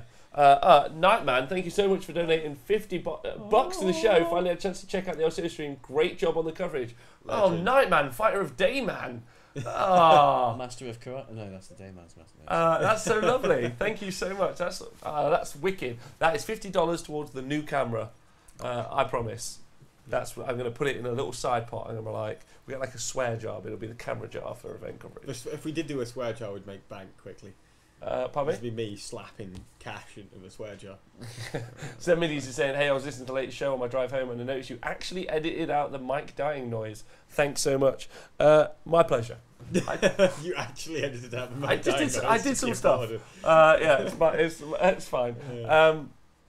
So do you want to talk about the weapon loadouts for those broadsides? The broadside. So, Yeah, we mentioned them. So they all have 2 smart All missile 9. systems and 2 high yield missile pods. So On that's each one. On each one. So per model, so 3 models in a unit and 3 units of 3, so 9 of these. Also, just before you go, Yeah. advanced targeting systems gives each of these an additional point of AP. Extra AP. So Which is just insane. crazy. Yep.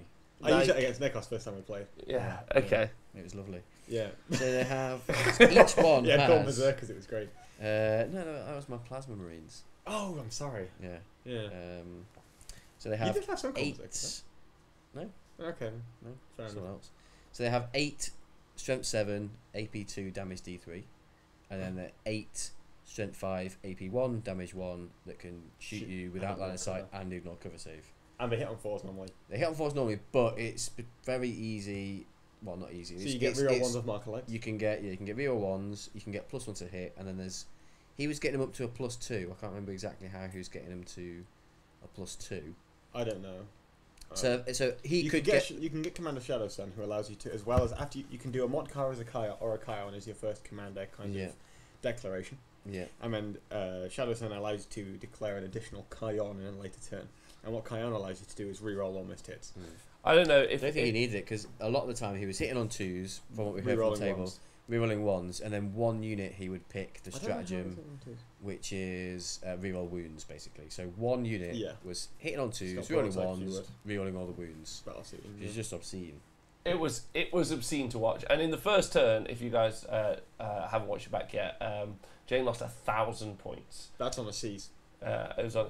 It could have just been a dice roll. I know, but it's just a brutal C's though. It just makes you feel like, ugh, come on. Yeah, you're like, yes, I might have a chance. Oh no, I don't. Yeah, and we did talk about it during the game whether or not she could have maybe deployed more defensively. But then I felt like she would have still just walked into the midfield and got murdered anyway. Yeah, I think it's a lose-lose in that situation. She could have deployed more defensively, like you say, and survived the first turn. But then she's got to go and get there eventually, and she's just gonna walk into the. If she wants to win, she has to deploy aggressively and hope she goes first. Yeah. Which it doesn't make for a great stream game because of. Well, it did make for a great game because we talked about it during the evening at that point, and I think one of the things that you got to obviously convey, which versus any streams by the company who make the game, like what we get to show is actually what 40k is like. And my takeaway from the weekend so I have a Ryzen admech list, which I call every time I go first I win the game. Yeah, and it's just fully dedicated to blitzing turn 1, but it's very glass hammered and doesn't survive. But it's like I go first, I win. So really, my game comes down to do I win 5 dice rolls? Yeah. Yeah. Versus do I win lots of dice rolls over the course of a game? Yeah. And I would say, having looked at it from this weekend, even when we get to the final game, that I think basically if you go first, you're more than likely to win. I'm not entirely sure I agree with that. Which is okay, like that's fine, but that's my big takeaway. Yeah. Yeah. I think every stream game that was the case. It was last game, Yeah. was it? Yeah, Yeah. every game. Yeah, whoever well, went first. yeah, I won. remember, yeah. Yeah. But I think that is a USP, because I remember when you would stream for London GT, and wasn't there a thing where you went to Mark Crumblehome's table, and Mark Crumbleholme had these really nasty painted knights, and he was at this bag of shit being played by Neil Powell, Yeah. and it was like a Fenrisian Wolfstar. And the rumour was, I don't know how much there is to this, but you didn't want to that the Warhammer TV stream didn't want to show the Kennel Star on the stream, because that's not what we wanted to show 40k as being. 100%. Like Oh, it's a curated show. Okay. Because like, how could you potentially talk about something being absolutely broken, like, and not broken, but just being like because it is unengaging. Because you have to think. So like the things we're conscious of, or I'm conscious of as a show producer when we do 40k coverage, is I want it to be entertaining for the audience. Yeah, of course. Right. Like, and you ask yourself, how can it be an interesting game If when it's a Kennel Star. but also when Yeah. 1,000 points of your opponent's army, like it was a one-sided Yeah. first turn decision. How do you make that interesting? Now that's our challenge as commentators and as show producers. We need to make it interesting. Now, whether or not that's an engaging game isn't really our conversation. No. Like, it's to have a fun, engaging game, and to tell you what's happening, like in the reality. Like, how do commentators deal with it? Like when, like, I don't know, Lance Armstrong. That must have been tough. You know, like before we found out he was a cheater. That must have been tough. Like lining up to be the commentator. Nerf Lance. Yeah, Nerf Lance. They must have been like, so here we are at the Tour de France 2004. Lance Armstrong more than likely to win. We're going to talk a lot, but It's like he's the going to final win. stages of the Tour de France every year. Yeah. Because you know he's going to win. So it's not really. The challenge for us is to make it entertaining. The challenge for us is to not explain why the game works this way, or it is in a positive way, like as in because no disrespect to Tank, if you can take an army, It's a tournament. you take an Do army. it. Yeah. You take an army, like, and I felt bad for Jane because that could not have been an entertaining. Like, oh yeah, all right, keep firing. Because how many? So the nine of them shoot how many shots? So 8 shots and 8 shots. And they're 8 shots, is it one weapon. 42 per unit, something like that? 16 shots a model. 16 shots a model, yeah. 48, So 48 48 shots per unit. 3, yeah. That's not bad. Which ignore line of sight On Half of them. do. And there were 3 units those. Ignore line of sight on half of them, so you can't hide stuff. It's all AP 1 or 2. It's all AP1. It's all AP 1. Sorry. High yield 2. Yeah. Oh, So one- yeah, one actually. AP 1 or AP 2. Okay, this is good to know because I'm playing it on Sun. Yeah. It's a crazy amount of shots. One of them is strength 7, D3 damage. That's the AP 2. And the other one is strength 5. Ignores cover, doesn't need line of sight. Ignores cover. Damage one. Doesn't need line of sight. AP -1, 1 damage. And it's just, and then at one point rerolls everything to hit. Yeah. Just- And like if they were higher damage, that would have been better for Jane because Necron vehicles might seem resilient against like las cannons and things like that, but against Low anything else like medium or low damage, that because they gave Necron's vehicles low toughness, I think, to try and offset what they thought was going to be really good in quantum shielding, but it just makes them even more susceptible to small arms fire like assault cannons Yeah. or things like smart Yeah. missile systems. Yeah, and there's a couple of things. I still think Necrons are coming back, actually. I still think we'll see good Necron builds doing well on podium in events in the next 3 months. Like what kind of builds? I don't What sort wanna of say. events? Mages. Okay. I think we can. So wait, mages in which- if it's just take 3 big things, It's And, not- and it's not, and it's also majors in which game system? You have to be really specific in 40k. Okay, well, yeah. Then Tom's point is There's some moot, very good 'cause Necron he's- builds. let's yeah, put it that way. it's- There are some very good apparently, Necron if you builds. go down to wherever Tom plays in his little conservatory, you'll see some good Necron builds So, for some game systems. So basically, I've looked at Calendar and Uprising, James Ramsey's list on Bayer. It's actually pretty good. So that would be an It's got ITC 60 format. Immortals. No, it's ETC format. ETC format. But I don't think it's yeah, necessarily- Doomsday Arc's pretty good. Yeah, plus Immortals are really, really good as well. But also with Tau, this list is a direct result of the buffs it received in Chapter Approved. because you saw the broadsides get a massive decrease. But and I always thought the resolution behind this was because our Tau aren't doing so well in ITC because of the terrain ruling they have. We need to give them a little bit of hand. Now, Tau are already fine in kind of ETC and GW formats. But then we just had the Glass City GT, and I was listening. I heard about this on Chapter Tactics, where a list won the Glass City GT. It was Tau without any broadsides.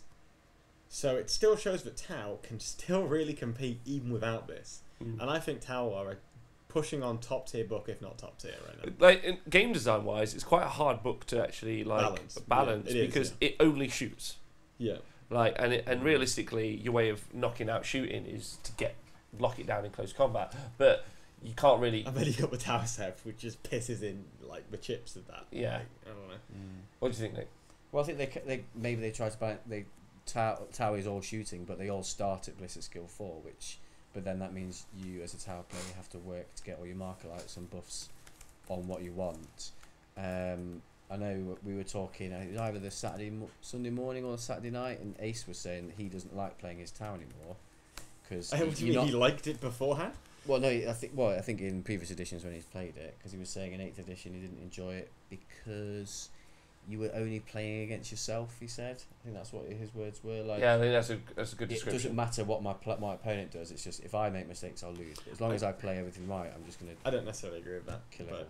Okay, that's fine. There are some tricks there aren't as many as you normally expect. So there's things you can do with like putting things like crisis suits in your list or what have you. But a lot of it's down to screening. So if a Tau player makes a mistake in screening, admittedly, it's not an easy mistake to make because it's super easy to do. If you and then it's about prioritizing units correctly. If you played enough games, so long as you've played enough games with the Tau and you can prioritize your units effectively, and you understand how to screen into certain different builds, that's kind of the thinking point for Tau. And then you've got the target priority kind of aspect of it. And if you're good at those two things, you'll be fine with Tau. But that, if you're with Tau is what you're saying. If you're playing as the Tau, so there is still a thought process to it. But if you were to ask me, so we've talked about what it's like covering the game because I had a great time. Yeah, I mean some offhand jokes. It was definitely fun moaning about how it was really fun. The chat just going mad. It was really fun, and we felt sorry for Jane. It was really fun also because then you immediately developed an underdog. It was just that single unit needs to get in. Right, here we go, and then we did some comparison about the broadsides versus other units.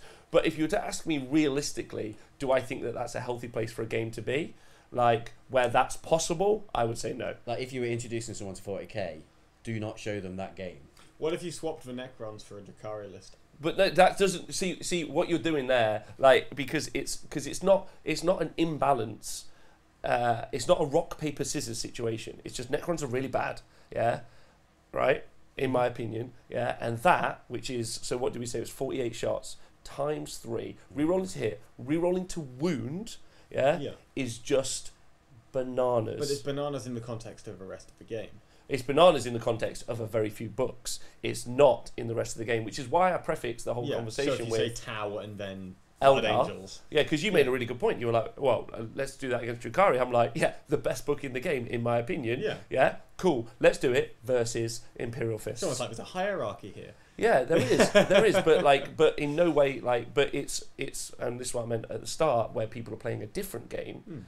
That list, that game, was really exemplified, in my opinion, 40k as it stands currently. Yeah, utterly imbalanced in that situation, and not because of a rock paper scissors mechanic, because of, I mean, Tank did move, so like once. Yeah, well, no, but big props. No, he moved the Fire Warriors other turns as well. I think he just removed them from the table as they but that was about the only movement he did. Yeah, but I think what's really key here, he moved his hands to pick up his dice to roll them again. Yeah, I think what's really key is looking at those armies that, Tom, maybe you definitely also don't play a lot. Yeah, so therefore your experience play against or play with. So your experience it doesn't really see to like you look at that game from like a non-competitive standpoint, and you certainly, but from a competitive standpoint, what's Tank meant to do? Not take the There's no criticism. No, of course, about the player. I'm not saying there is. There's no about the player at all. Player was excellent, lovely man. Bought us some batteries. Yeah, really like him. Yeah, looks like a great cuddler as well. I'm all about him as a dude. He might crush you though. Yeah. But also his army is excellent. I love armies like that in any game system. I'm like, great. It was wicked to talk about and really fun. fun. The only thing I'm saying is, from an outsider looking in, they go, cool, this looks shit, I'm leaving, because they don't understand that there might be a nuance, but it's not quite, I've got a charging unit, you've got a shooting unit. Yeah. It's more, are you playing the other 3 books that can compete in 40k, or are you not? Yeah, well, I still think it's like saying that football isn't balanced because Manchester City beat Rotherham 7-0. Pardon me? Yes, but we're not. But then you're in a league. Like when you buy 40k, Yeah, so effectively, it's contextual. when you're in 40k, you effectively in your mind imagine that you're buying any of the Premier League teams. You're buying anyone in the top team because it's the game system. You didn't know that you would have to go to War Machine Horde, pick up their army and be like, well, this is like you're not playing 40k versus like, I don't know, Lord of the Rings models. I just don't see a situation where we're going to get to a point where all books are equally viable. I don't, and again, not something I'm not saying you did say that. Yeah, and I don't think you will ever. I like rock paper scissors mechanics. I think it's great, and when you do get those, I also like. It's not even rock paper scissors. It's just that based on the results of how many good matchups this book has and how many good matchups this book has in terms of its best army that each one can produce, you're going to get one book that has more good matchups than another one does. Yeah, and sometimes you just get it's not just every matchup is some favourable. books will be better than other books. Yeah, it would be nice for Necrons to have one good matchup. Any good matchups. Horde with like 1 million Teslas, yes, but like you just come against if you just go full Tesla and you come against Knights, it's like Yeah, a good matchup, man. That's one. Also, Full Gamer says, wasn't it a mistake to put it on stream? I don't think so at all. Like, I personally really enjoyed the game and I thought it was quite entertaining. But like, I think you stream games that are representative of the game system itself, and that's what I'm trying to get at. I feel that game was a really good representation of where competitive 40k is. It's this. Do you have a list that can compete? No. That's going to happen. And if your opponent goes first, it's going to happen even worse. Really quickly. Yeah. I feel like that's a representation of every competitive game, though. Do you have a team that can compete? Great, then you're going to smash. Yes, but like I like AOS definitely has a mechanic system involved with it that like requires that like it's more of a mechanics conversation where over the gaming situation. The also just not having to move in order to create an effect, just pointing. I think that's just Tau though. Well, I think that's just shooting, right? Yeah. Yeah. Just so I can understand this properly, are you suggesting that because I don't really play AOS, is the point here that in AOS list building is less important than it is in 40k? No. Okay. No. The polarization of because a lot of things in competitive stuff tier things, right? So you're like these are the top champs or these are the top, and you would think it's the tiering. I personally don't think 40k is set up that way. I think it's camps, viable or unviable, and that is it. I don't think most units in 40k have really a mechanic involved. Like Venn diagram. Yeah, they don't have a mechanic involved in them that impact the game at all. Mm-hmm. It's just kind of like, are you going to live or not live? Yeah, you're over there, you're over there. That's it, in my opinion. So I think that's. I don't think there's a tiering system. I think it's just viable or unviable. And I can see that. And when you kind of get towards like the higher levels, the circle for viable gets smaller, and the circle for not viable gets bigger. It does say you get to like game 5 of a tournament, that's also correct. But what's really interesting is when you get to game 5 of a tournament, when you know Drukhari are going to be there, yeah, when you know Knights are going to be there, and you have yourself those conversations, you get there, right? But before that happens, yeah, before that smaller circle occurs, you go down to here, and everyone's still already playing those smaller circles. So like, actually, those smaller circles you're talking about are actually just the camp. The teeny tiny camp of Grotesques, Talos, Castellans, the Loyal 32. I don't know if we count broadsides in there, but Tau, you know, and I mean that in a nice way. I just mean like it's representative. I like the game because I was like, 40k, you've smashed it. This is great. Yeah, you got any thoughts, Nick? I'm just confused by all the circles. You guys are talking about circles. You know what we need? We should draw on the screen. That would really help it out. Get the telescope. We need a whiteboard. Yeah. That's what we need. Yeah, So absolutely. we can show Necros the circles. And then talking about circles, which I think is cool, we go into our third game, yeah, which is really good. And we had Genestealer Cults versus Drukhari. Now, Drukhari, excellent in my opinion, and the best book in 40k, in my opinion. Agreed. Right? Okay, agree. Yeah. Nikos agrees. Yeah. And by best book, most likely to win is my my diagram. They just have My they definition. they have it all. They've got super tough units. They have Vect. Vect. they've got one of those warlord traits where you basically don't lose. You pay 1 command point, you get D3 back, you get an extra free command trait. Banter. You get loads of good items. Like everybody had the Vexator mask. Everyone. Just Urian fucking- Rakarth, just- Vexator Mask. Yeah, exactly. Everyone had that. Vexator Mask is so good though. It's like Vect. Yeah. It's And that's Not quite and as that's what I good. mean. And that's what I mean about the camp. Inside the camp is not like Smash Captain, for example. Yeah, from Blood Angels. That's all is, Blood Angels, is by the really way. is really the Thunderhammer. Yeah. This is how you build And it. Storm Don't Shield. deviate. Yeah. It's that. It's like Death that's Company. Yeah. Like Blood Angels. That's cool. I'm thinking about taking an apothecary in Blood Angels. No. No. Like Scouts. No, and Smash Captain. No, Yeah. it's not even All you Scouts. Supreme Command Detachment. Smash Captains.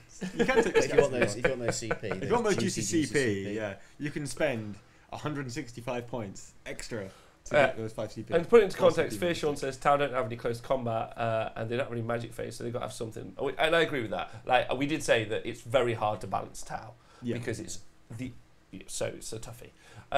Right, but you go into Genestealer Cults, talk about good matchups, and you have Drukhari. Now, Genestealer Cults don't have a codex yet, so it's an index army. It's played by James, who did a podcast with you, Tom. Yep, episode 2 of the interviews.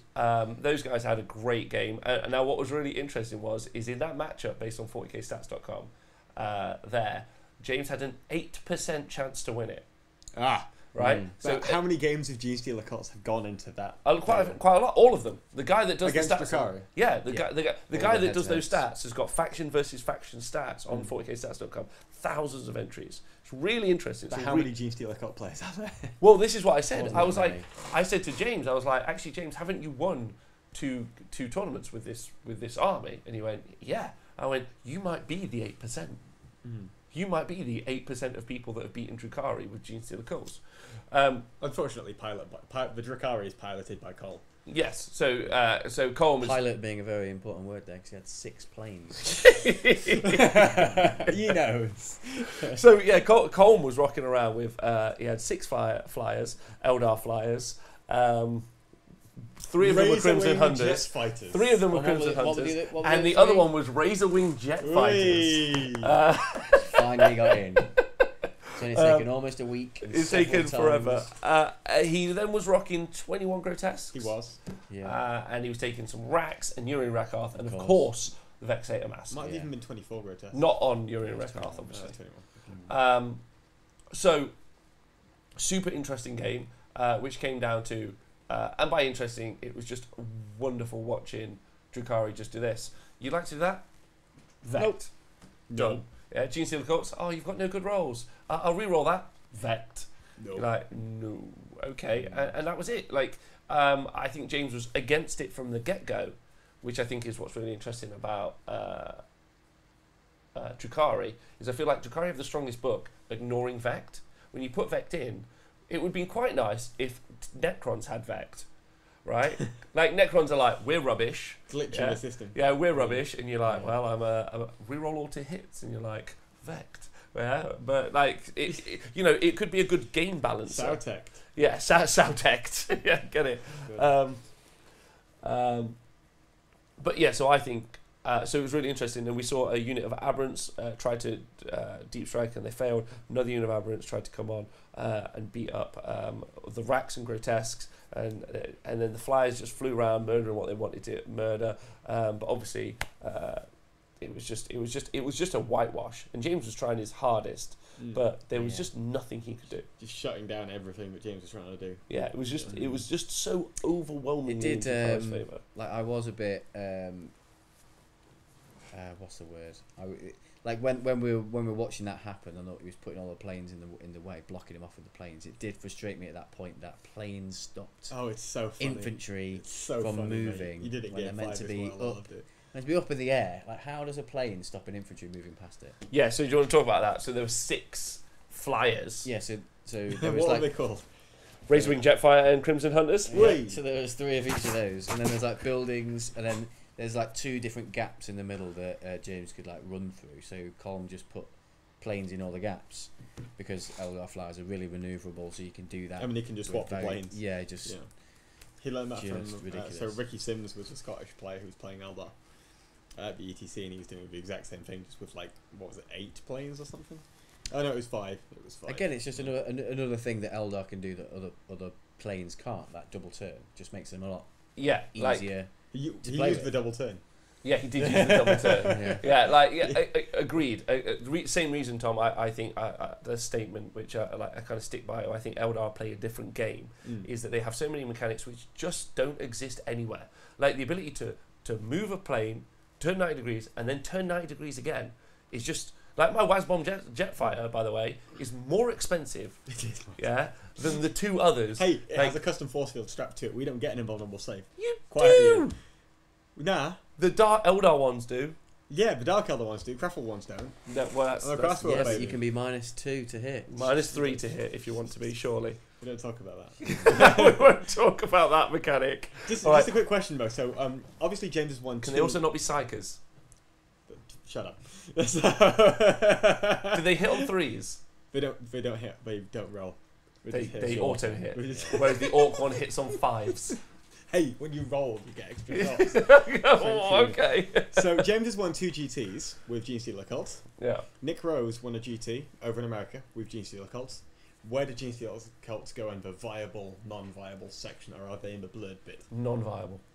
And yet they're winning GTs? Yeah, because I think it's based on a mechanic no one knows. Are you sure it's not the circle going bigger? No, I For think what- it's for different gotcha. events? I think it's you kill a screen, you charge, no one knows you can do that, yeah, and you go, I didn't know you could do that, and that's the end of the game. And that's not a viable strat. I don't think it's a viable strategy. Fair enough. Yeah, I don't think. I think someone going, oh, I've lost because I didn't know something is a viable win. Like, Okay. especially when it's something that's so different out of phase. Yeah. Now the assumption is that all the players are explaining it. Yeah, and that criticism is not true. Okay. I'm going for that currently. Yeah, I assume everyone is going, hey, by the way, I've got something that This is my how army an can army do works. that no other army can do. You're like, oh, okay, that's quite interesting. I'll watch out for that. Yeah, I appreciate your feedback. As opposed to charge, kill it. By the way, I can charge again. Oh, that's cool. I don't play Genestealer Cults, didn't know that. And then the charge.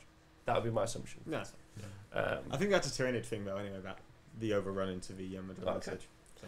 Yeah. There's also a point from YouTube I'd like to just bring up because shout out I to can the YouTube fellas. I can read it all in one place now. Sam Anderson says there's a huge amount that isn't viable because of the nightmare. People have to build to kill a knight, so it's easy for them to kill any other vehicle, making them unviable. And it's kind of that conversation we had all the way back in the day about Mortarion and Magnus, where we said no vehicle is going to, like, if you look at a vehicle, ask yourself, is it as survivable as Mortarion or Magnus? Because people have to bring stuff to kill Mortarion and Magnus, which you don't see them anymore, right? Unless you're Adam Ryland. Okay. Yeah. Right. So you don't tend to see them very often on the tabletop, in my experience recently, and then that's because people are like, I've got everything to kill them, and then Knights came out and they were like, I've got everything to kill Knights still. The only exception with the Knights thing is Necrons, actually, because when Knights were a thing, Tesseract Vaults were still around because they were so good at clearing hordes, because it was like Knights, Hordes, and then Horde Killers. And then the Knights would beat the Horde Killers, the Hordes would beat the Knights, and then the Horde Killers would beat the Hordes, kind of thing. But the reason for that, I'd imagine, is because Necrons couldn't really bring anything else. So even though the Tesseract Vaults got absolutely ruined by Knights, they at least were good into everything else, pretty much, right? Yeah. So it's just it's one of those where it's like, if you want to bring Necrons, fine, you got to do this, but you might run into some bad matchups. Although that said, if we cut back to the game, the Abhorrents just smash face. The Aberrants. Yeah, no, the Abhorrent. So not the the Abominants. Abominants. Yeah. Thank you. The Abominants smash face, and they took out a unit of Grotesques on their own. Yeah. But Grotesques kind of are the conversation, really. They're like the Smash Captains of Genestealer Cults, the Abominants. Yes, they are. They did really, really well. And also, Left Alive was a single Genestealer who went on. He wasn't left alive. Yeah. Colm killed him specifically. Yeah. To quote Colm, I'm going to kill that guy. Fuck that guy. He's a Bastard. bastard. Yeah. His exact words. I can believe it. Which is really good. So, yeah, Genestealer Cults, it just looked just devastating, really. The 4-up invulnerable saves was just mind-blowing on the grotesques. Toughness 6, but the aberrants can dish out like some high-strength attacks. So like, Stop signs. were the grotesques fighting the aberrants? Were they far away from the 2 buff characters? Were they on their own? Yeah, like because of the rolls, because of the ambushing rolls. The cult ambush. Yeah, cult ambush. One just ended up being really far away. Another unit did get in where they wanted to get, but again, like there was a Vexator mask, so that's massive as well. So good, dude. That's good. So that makes units always strike last. So you're talking like toughness 6 within a range. I think it's 3 inches or 6 inches. 6 inches. Yeah. So you don't have to be involved in the combat. So like you've got units that are like toughness 6 with 4-up invulnerable saves that are then amazing in combat, and they're hitting you first. Even if you charge. Yeah, and they're toughness 6 because of the Vexator mask guy. Yeah. He's the guy making them tougher, and it was like, just wow. Like, and we did talk. We know grotesque. We already know grotesque are good. Yeah, they are grotesque. But then what was really interesting was he had enough points for the 6 flyers, as well. Yeah. Like the 21 grotesques on their own, I'm like, whoa, that's to deal with. But then James just had nothing. And James took it so well, and Colm was great. Both players were amazing. Yeah. They're nice dudes. Yeah. Yeah, like the only way he could really get rid of a plane was some smites, and that would have taken him 2 turns. Blocking it so it can't go anywhere. Woo. Well, he did that once with a couple of Ripper Swarms. So he got 1 off the board because Colm threw it right to the edge, so he could turn 90 degrees to go either corner. But then James popped up a couple of Ripper Swarms on each corner. Yes, had to go off. Yeah, so he move blocked off a plane, which was quite fun. Oh, the Preceptor. Planes just work really weird. Sorry. The Preceptor is just subscribed, so thank you very much. Okay, thanks, Preceptor. I was going to say, planes just work really weird in 40k. So, obviously, if they fly off the edge of the board, they die. Yes. Infantry can't walk under them. They're a confusing unit. They are a confusing unit. The infantry blocking thing, especially with 6, was actually really interesting. Yeah. Like, just being like, you can't move now. So if you don't know what we mean, just take a flyer base, put 6 of them out, and then have a big line of men. They can't walk past them. Yeah. Yeah. So I might send an email to Games Workshop because this is ruining my immersion. I was saying flyers in the shouldn't game. block characters. I had a drunken argument on top of the Nova open bar. Only characters. I think, because you know there's now a ruling that characters don't block other characters from being shot at. Yeah. I think flyers shouldn't do it either. But what about infantry? Infantry should, but flyers are up in the sky. What are they blocking? No, what I mean, but go on, Nicholas. What would I think I know, infantry, it's you should be able to move as long as you could finish past 1 inch. I feel like infantry should be able to walk under a plane. The overall point I was trying to make was that flyers shouldn't be impacting the game in terms of just where their base is as much. Yeah. Shouldn't be. Yeah, of course they shouldn't. Yeah, it's like you can't walk. Like there's a plane in the sky who I can't hit, but it stops me walking forward. Yeah, can't attack it in any way. Also, John has drawn a picture of Eugene, the single Genestealer. Has he finished it? It's drawn and it's in the Twitch chat. If you go check it out, the single Genestealer that survived, evolved, and became a Broodlord. Didn't survive though because Cole murdered him. We were trying to get Eugene to like find a pipe, escape somewhere. James go to the next board and start a Genestealer cult on the next table. Show production wise as well, it was starting to get a bit tough picking the armies, and we picked Genestealer cults because it was Genestealer cults and there was a Death Guard list I really wanted to put on the stream with loads of Death Shroud Terminators, and it was just like, well, all right, let's just show table 1. Realistically, let's just show it, which isn't really what we do on the Saturdays, but it was a fascinating matchup, I thought. Anyway, what was it like to commentate on it? Was it fun, or did it did it feel one-sided from the get-go? I don't think it was that. It didn't feel that one-sided because I think there was a moment in the game where James managed we felt like Colm maybe he made a mistake because it looked like there was a bit at his backboard edge where James could get in, but we also don't know whether that was like intentional because he'd wrapped up his grotesques with a unit of racks. So not with his flyers. No. So he had the flyers at the front and then racks at the back, and then his grotesques stuck in the middle. So we didn't know whether maybe he was baiting him in towards the back, so he just hit the racks anyway, and then he could just surround and shoot him or hit him back with the grotesques. It was just such a survivable bunker of dudes. It was an interesting game to commentate on because of the unpredictability of the Genestealer cult ambush. Yeah. And Colm having lots of planes flying around. So many. 6 planes. Many planes. And they're so cheap. Yeah, Offensively cheap. Too cheap. because they're cheaper for my phone. Yeah, they're cheaper than they should be. So yeah, really interesting game. Cool. And then we went into day 2. Yep. Saturday morning, and then we were like, right, now Eldar, it's your day. That's what I call 40k day 2 now. Eldar day. And then shit lists day.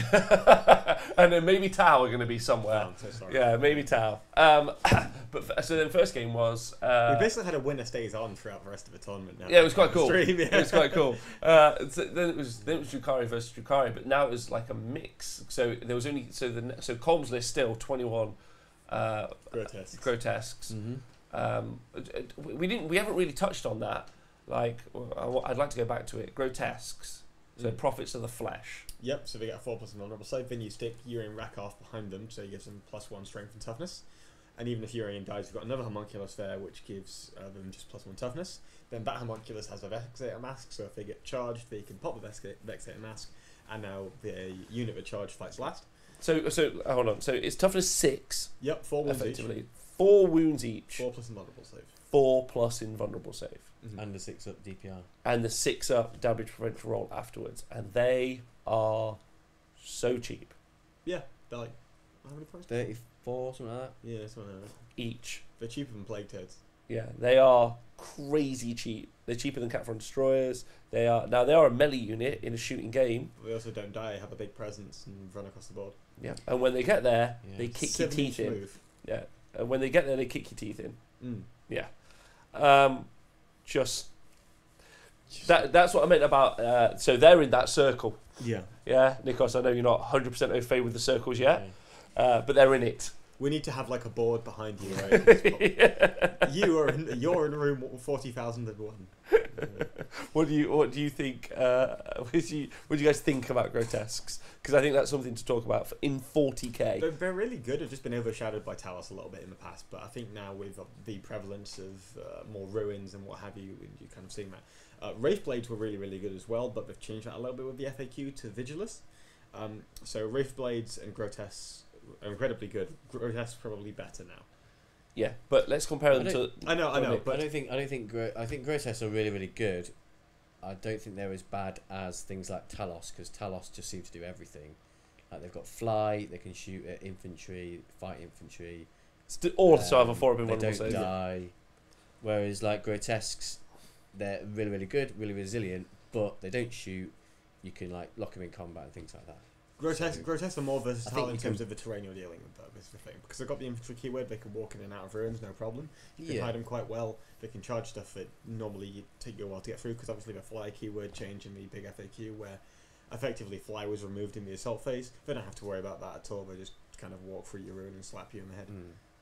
Yeah, I think they're different.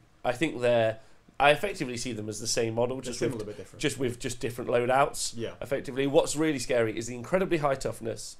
For like, so we talked 4 wounds each, right? Yeah. For 34 points. Something like that. Yeah. Something like that. So effectively, like 34 points. So let's call it 70.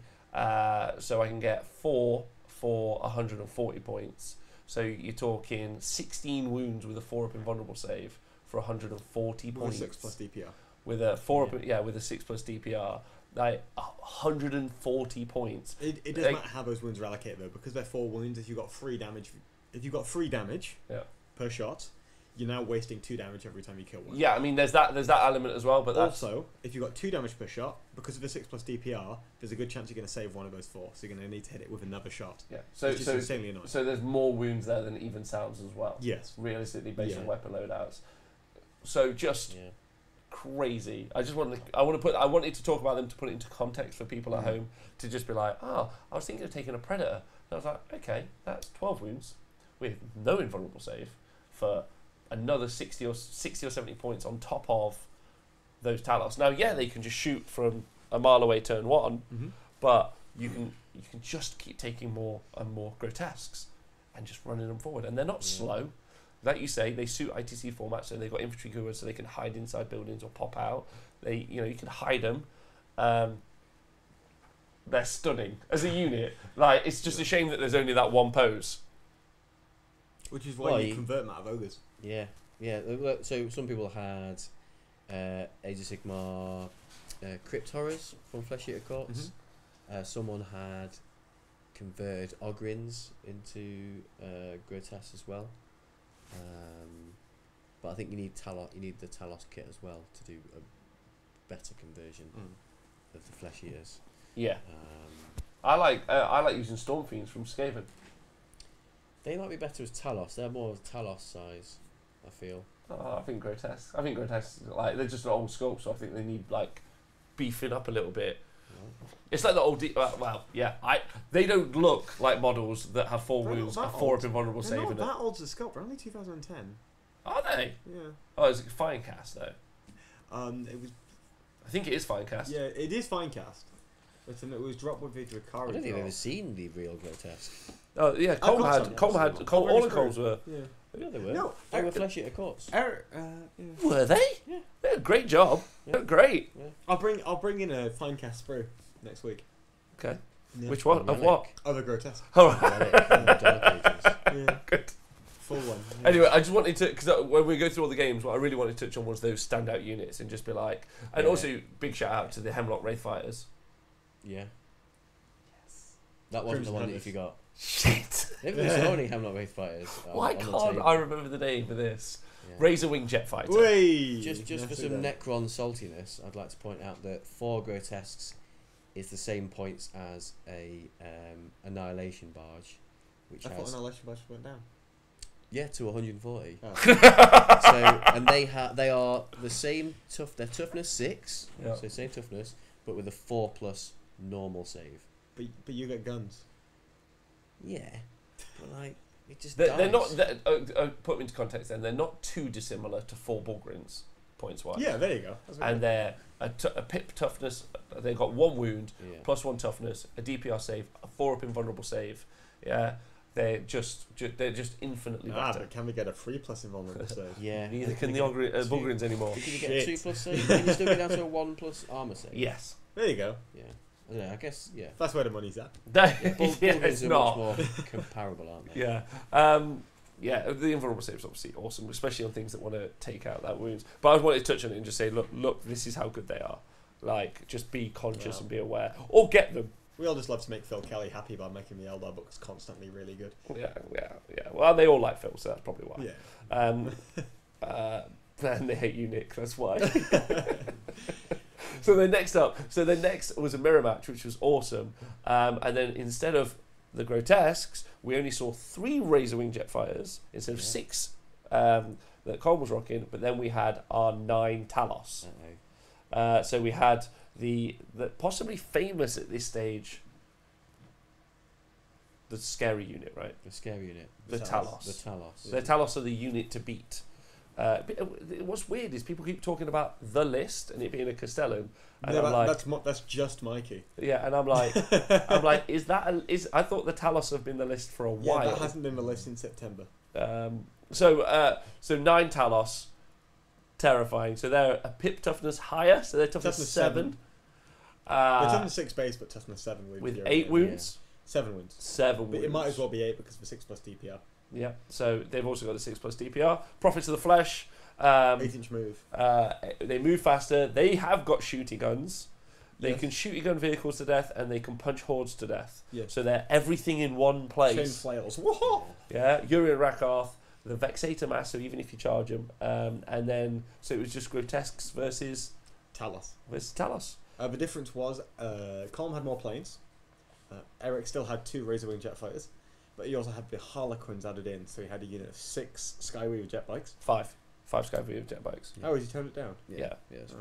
But the big inclusion, and in my opinion, the most impressive choice in like top tier 40k currently was the 3 Death Jesters. There you go. Yeah, I They are really I annoying. really like that choice because it gives him because they can snipe characters, can't they? Yeah. So that's what he did in his first turn. He was able to get rid of one of Colm's homunculus. He got rid of the homunculus with the Vexator Mask. Yeah, turn 1. I've actually practiced with Eric a lot, Yeah. and that is so annoying for Farseers and Warlocks. It's a beautiful inclusion. We talked about it when if we cycle back to the Orc game, like I'm like that. I'm like that. Custom force fields. You can't hurt my army. And then he just rocks up and goes, "Hey, I'm going to shoot your big mechs." And I'm like, "Holy fuck!" Like, I would like grip something very tight if I saw 3 Death Jesters in the list, which is cool because they don't get taken loads, but they are pretty good snipers. But putting them all 3 in that is, I loved it. I thought it was really clever. Yeah. And I really rated it, and it came into effect loads in that game by killing, like you said, the Vexator Mesk. Homunculi. It was just and then you just hit first. It's like long. But then had he come up against orcs, farseers, like it's just like, actually your buff characters I'm going to come and deal here's with an interesting interaction. So when you take if you kill out the enemy Vexator Mask, you can charge an all 3 squad to Talos, push you and have your homunculus up as well, and then you can use a Vexator Mask on the unit of Grotesque, because you know you're going to be fighting first with 1 unit anyway because you've got the charge, but then Colm can interrupt with the Grotesques. Because if you use a Vexator Mask, that unit can't fight until everything else is fought, so he can't even use 2 CTB to interrupt. Yep. So, but then what was then massive, talking about the double down, is we had our very first Vex Vect. The Vex squared, where we saw a Vect go off we saw a reroll charge needed to be used. Then that caused a Vect came from Colm. Then a Vect came back from Eric to stop the Vect, which meant the reroll did go off, and then we saw the charge go in, and that effectively at that point was game, because it again came down to the first turn dice roll.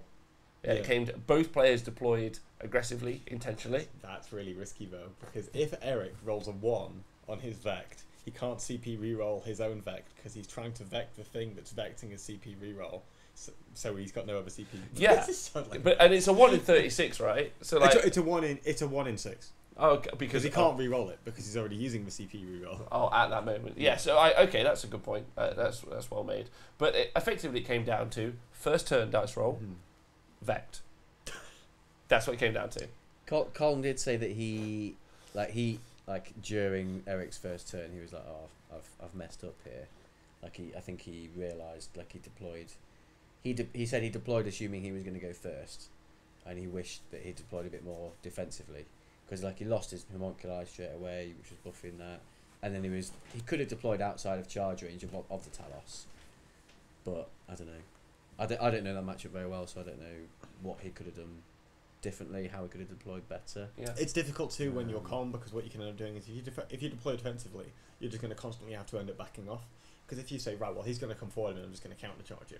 Firstly, he's got that extra inch on you. Secondly, you need to be very careful with your homunculus that you need to keep it alive, because unlike Eric, Colm doesn't have that pressure on the enemy homunculus.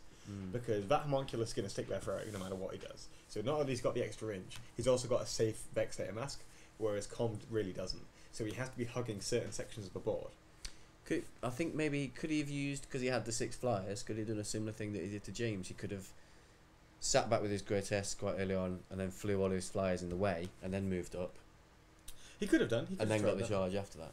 He could have tried that. The problem is you've got enough haywire on top of the Talos. Well, not just the Talos, the bikes as well. Yeah. You can just clear a space and then go. So you can't actually sit that close to them, because if you do, you can still open for. But that only happens in shooting phase, so you could. You block the movement. Make sure you could only give the Talos a 10 or 11 charge. You can block the movement, so that basically gives you a turn of extra kind of space where you don't have to move backwards, but every other turn you do, and you have to cling to the terrain to stop the Death Jester from sniping out your homunculus. Yeah, personally for me, I feel like both players, and as I understand it, both players are top tier, excellent players. Both players kind of knew that it could be a KG we can kind of commit turn 3 or 4, sort of a situation, and they were both just smart enough to go, stick it on the line. One of us is going to roll. One of us is going to roll off first, and then we're just going to deal with it. I think Colm was right, because if Colm does that, it's basically I think it was a 33% chance, because he's got more units to deploy, right? Yeah. So he's either going for that, or he's going for so one of them can pull the trigger at either point. But because Colm doesn't have a Vexator Mask, and because Colm has 1 shorter inch of movement, it's more likely Eric's going to make that charge anyway. Yeah. So going for that first turn was probably the best. And he's got the singles event.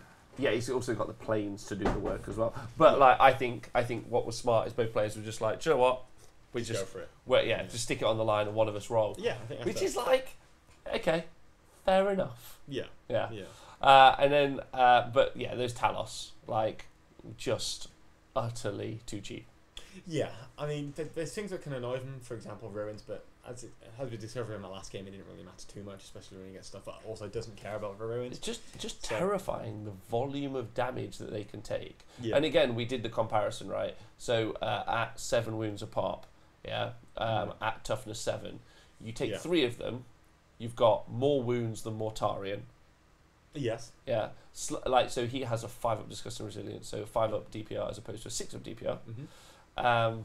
But you're about 300 points, he's 470. yeah.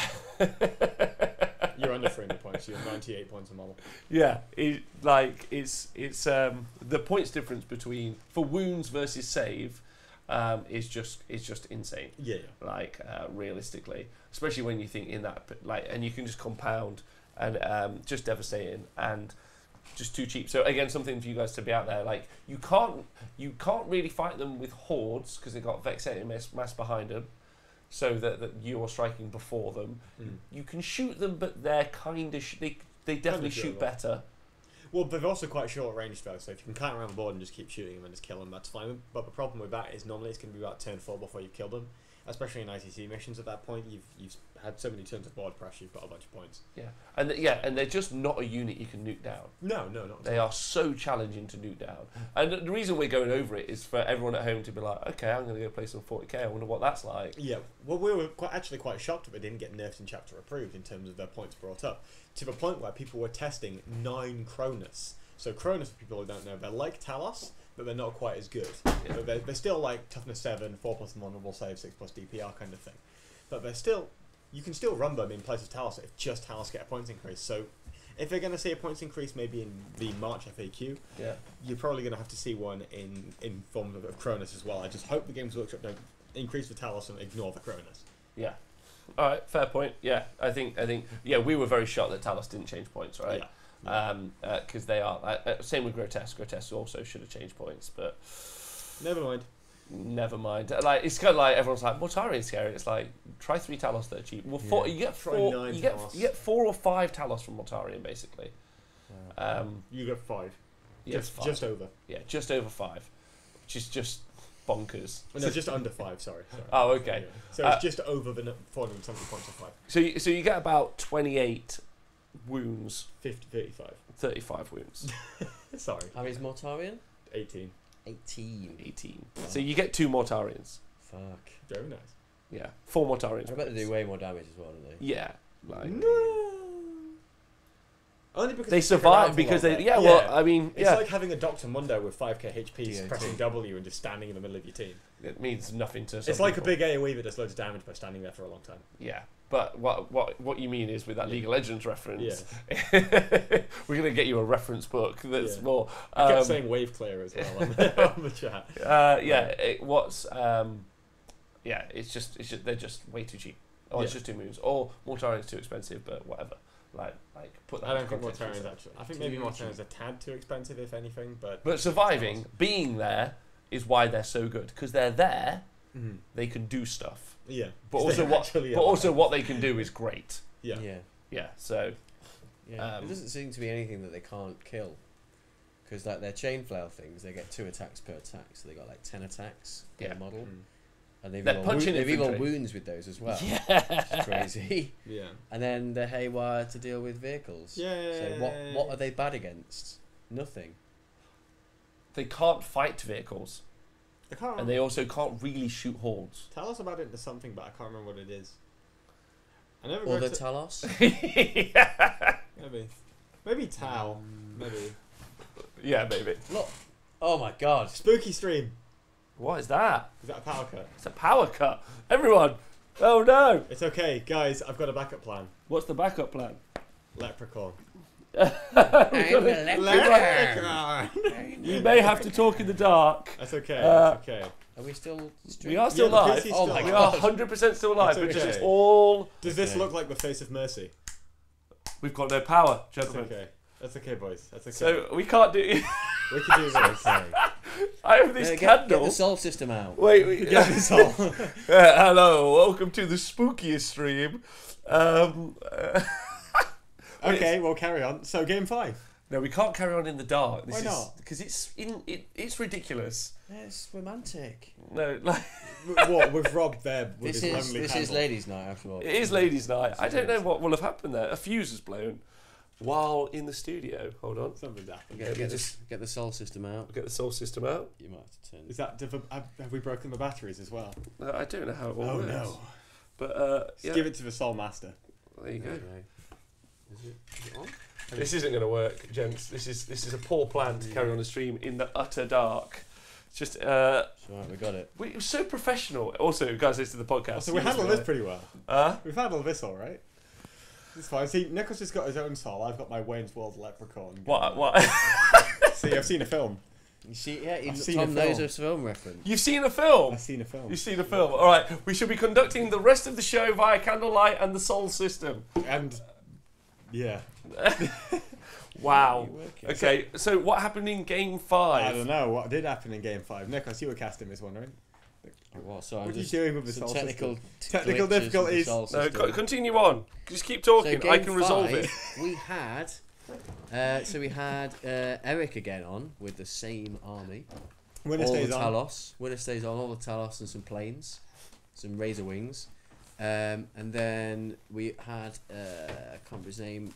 James? No, not James. Marcus Hinson. Marcus. That's it. So Marcus, and he had a Castellan, a Crusader, a Warden, and then he had the Rusty 17, and then he had the Loyal 32 with some extra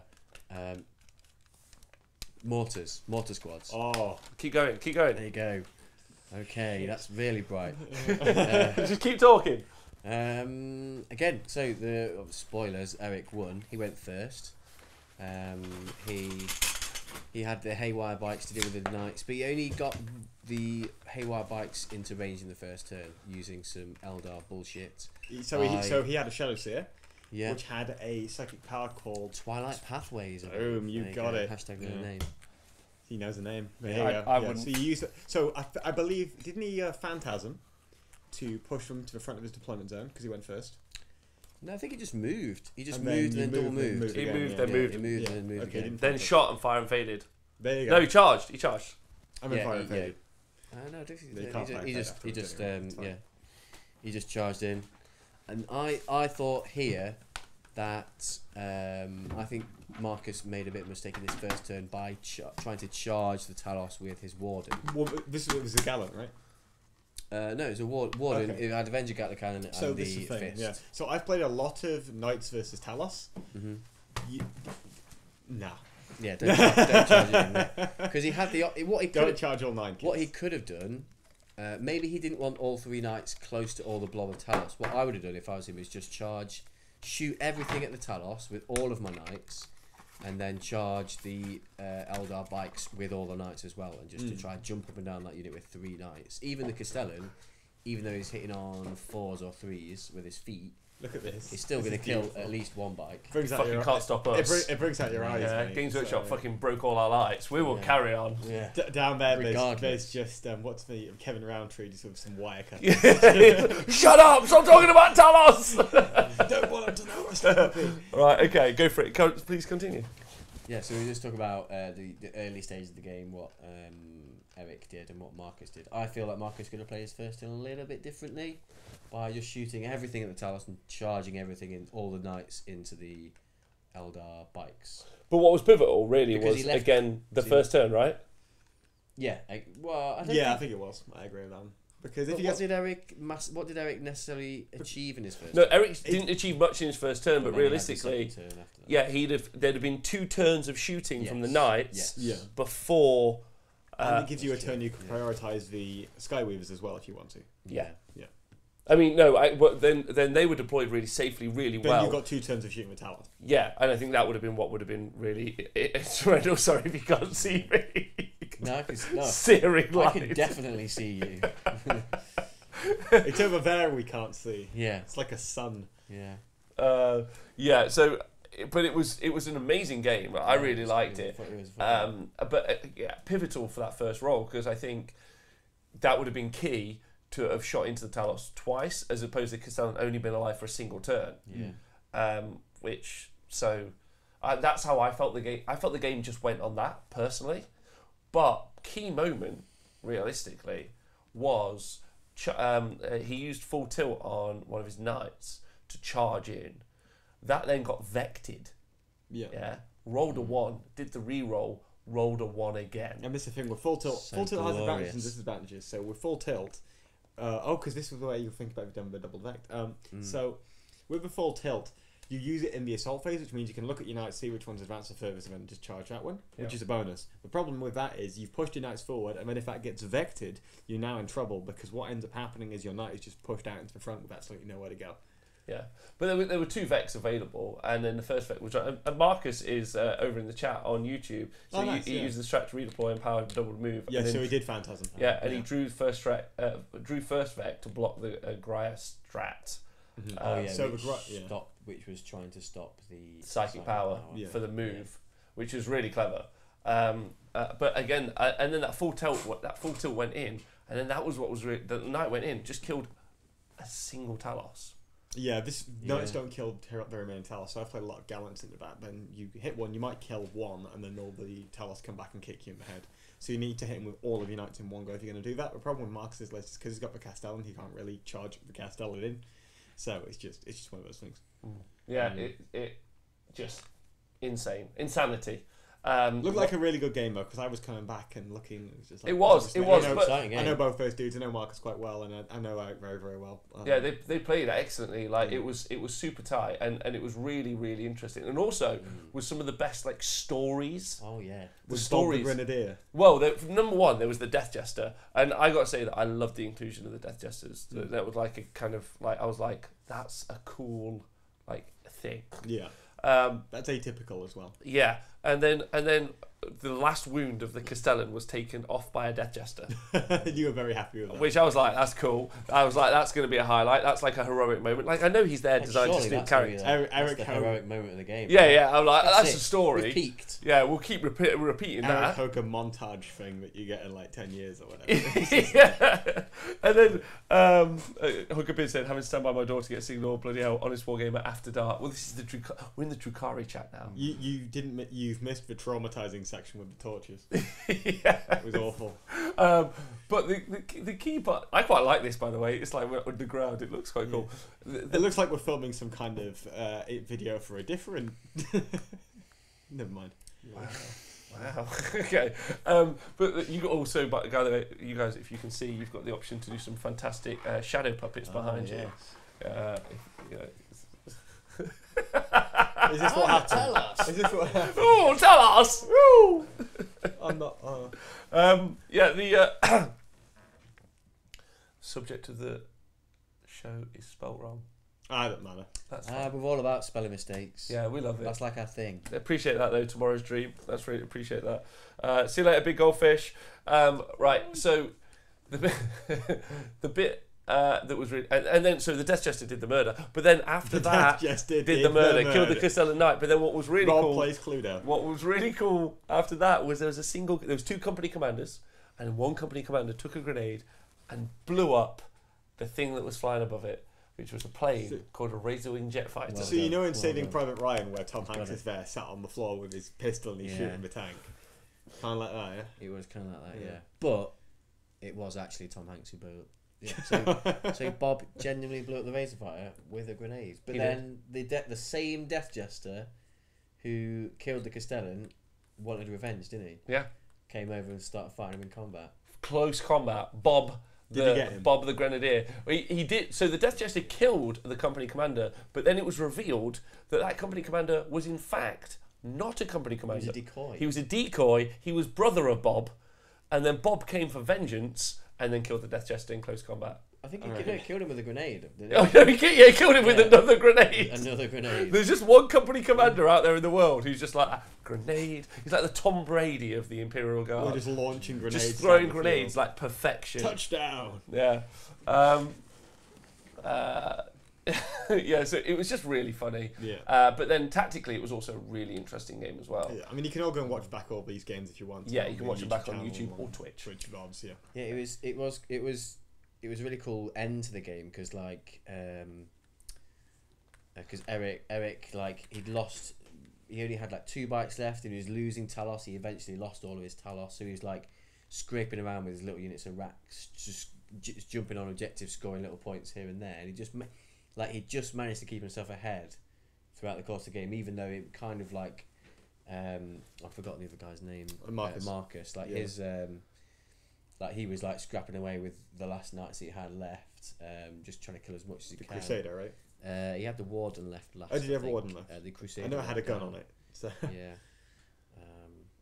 And John, who does all of our art, if you look at the overlay, you can see the different images, and John does custom images if you ever want to get any ordered or booked. But John has actually drawn up, I know Marcus is in the chat on YouTube. Oh, he's doing Grenadier Bob? Yeah, he's drawn Grenadier Bob. He's drawn a picture of him. Nice. So Marcus, I'm sure John will happily send you a picture of your Grenadier Bob for you can print out on a wall. Is he lobbing a grenade? Yeah. Awesome. Yeah. He's drawn a Bob. The Grenadier Bob. Send Bobs. Yeah. But, so we saw another star feature in 40k, that game. We saw, obviously, the Loyal 32, the 2 company commanders. But we also saw the Castellan robot. We saw Rusty 17 in there as well. Yeah, we saw the Rusty 17 as well. Sorry, the Castellan Knight. Yeah, it's a robot, right? It's a big robot. It's just a big tractor. Yeah, it is a big tractor. Well, we only saw it for 1 turn. But obviously Eric... that big tractor with all the guns on it, scary. Yeah, it's quite scary. Maybe I ought to kill it. Because he narrative played its best. He used everything he had, didn't he? All the haywire and all his smites and psychic powers and things like that to get it down. Yeah, so really interesting. I can't remember. It'd be nice. I can't remember. Was it like the last shot of the turn that got? It was pretty much one of the last shots of the turn. Yeah, because it was the Death Jester shooting. Yeah. So I feel like everyone else had already gone into it.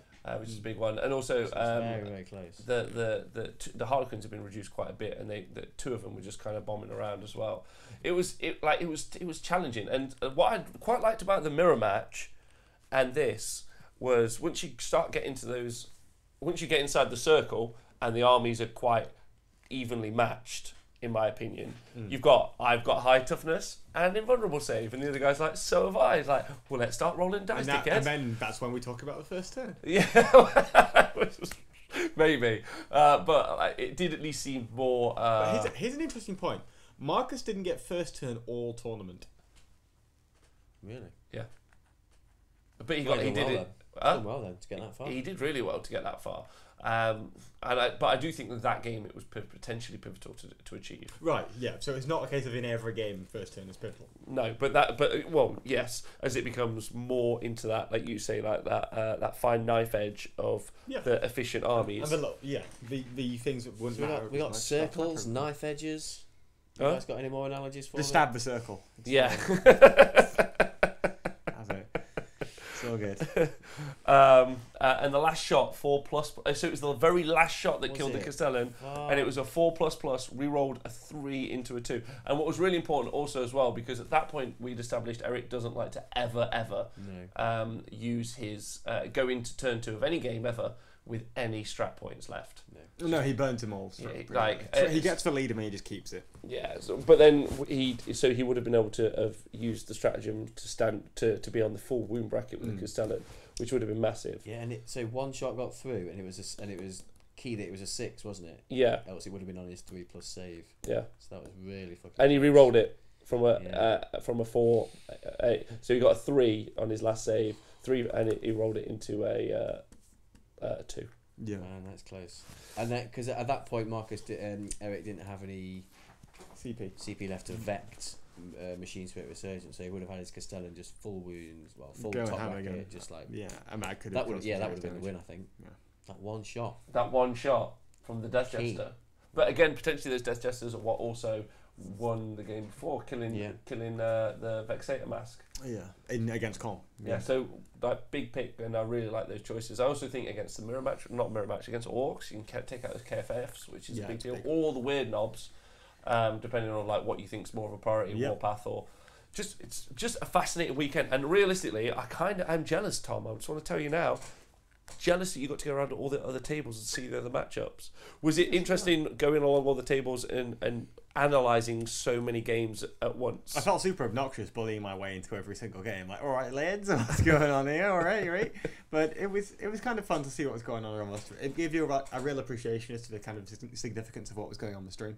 Yeah. So, And what did you, Nikos? What do you think of that final game? Like watching like at the razor's edge was exciting. Like or just I mean, like and the stories. What I liked is it was the top table. It was competitive. It was we take these lists to win, but there was still actual heroic saga moment stories in the game. Yeah, I think I said afterwards, like I really enjoy like those little crazy stories that happen. Like the dice. Well, the players and then the dice make those stories happen. Like a grenade killing a plane, and then like another grenade getting another key kill. and Eugene. Yeah, and little characters like Eugene popping up. I think it was an exciting game to comment on because both of them both really hard hitting lists, and they kind of like smashed against each other, and then whatever was left, they were both scrapping around fighting for points at the end.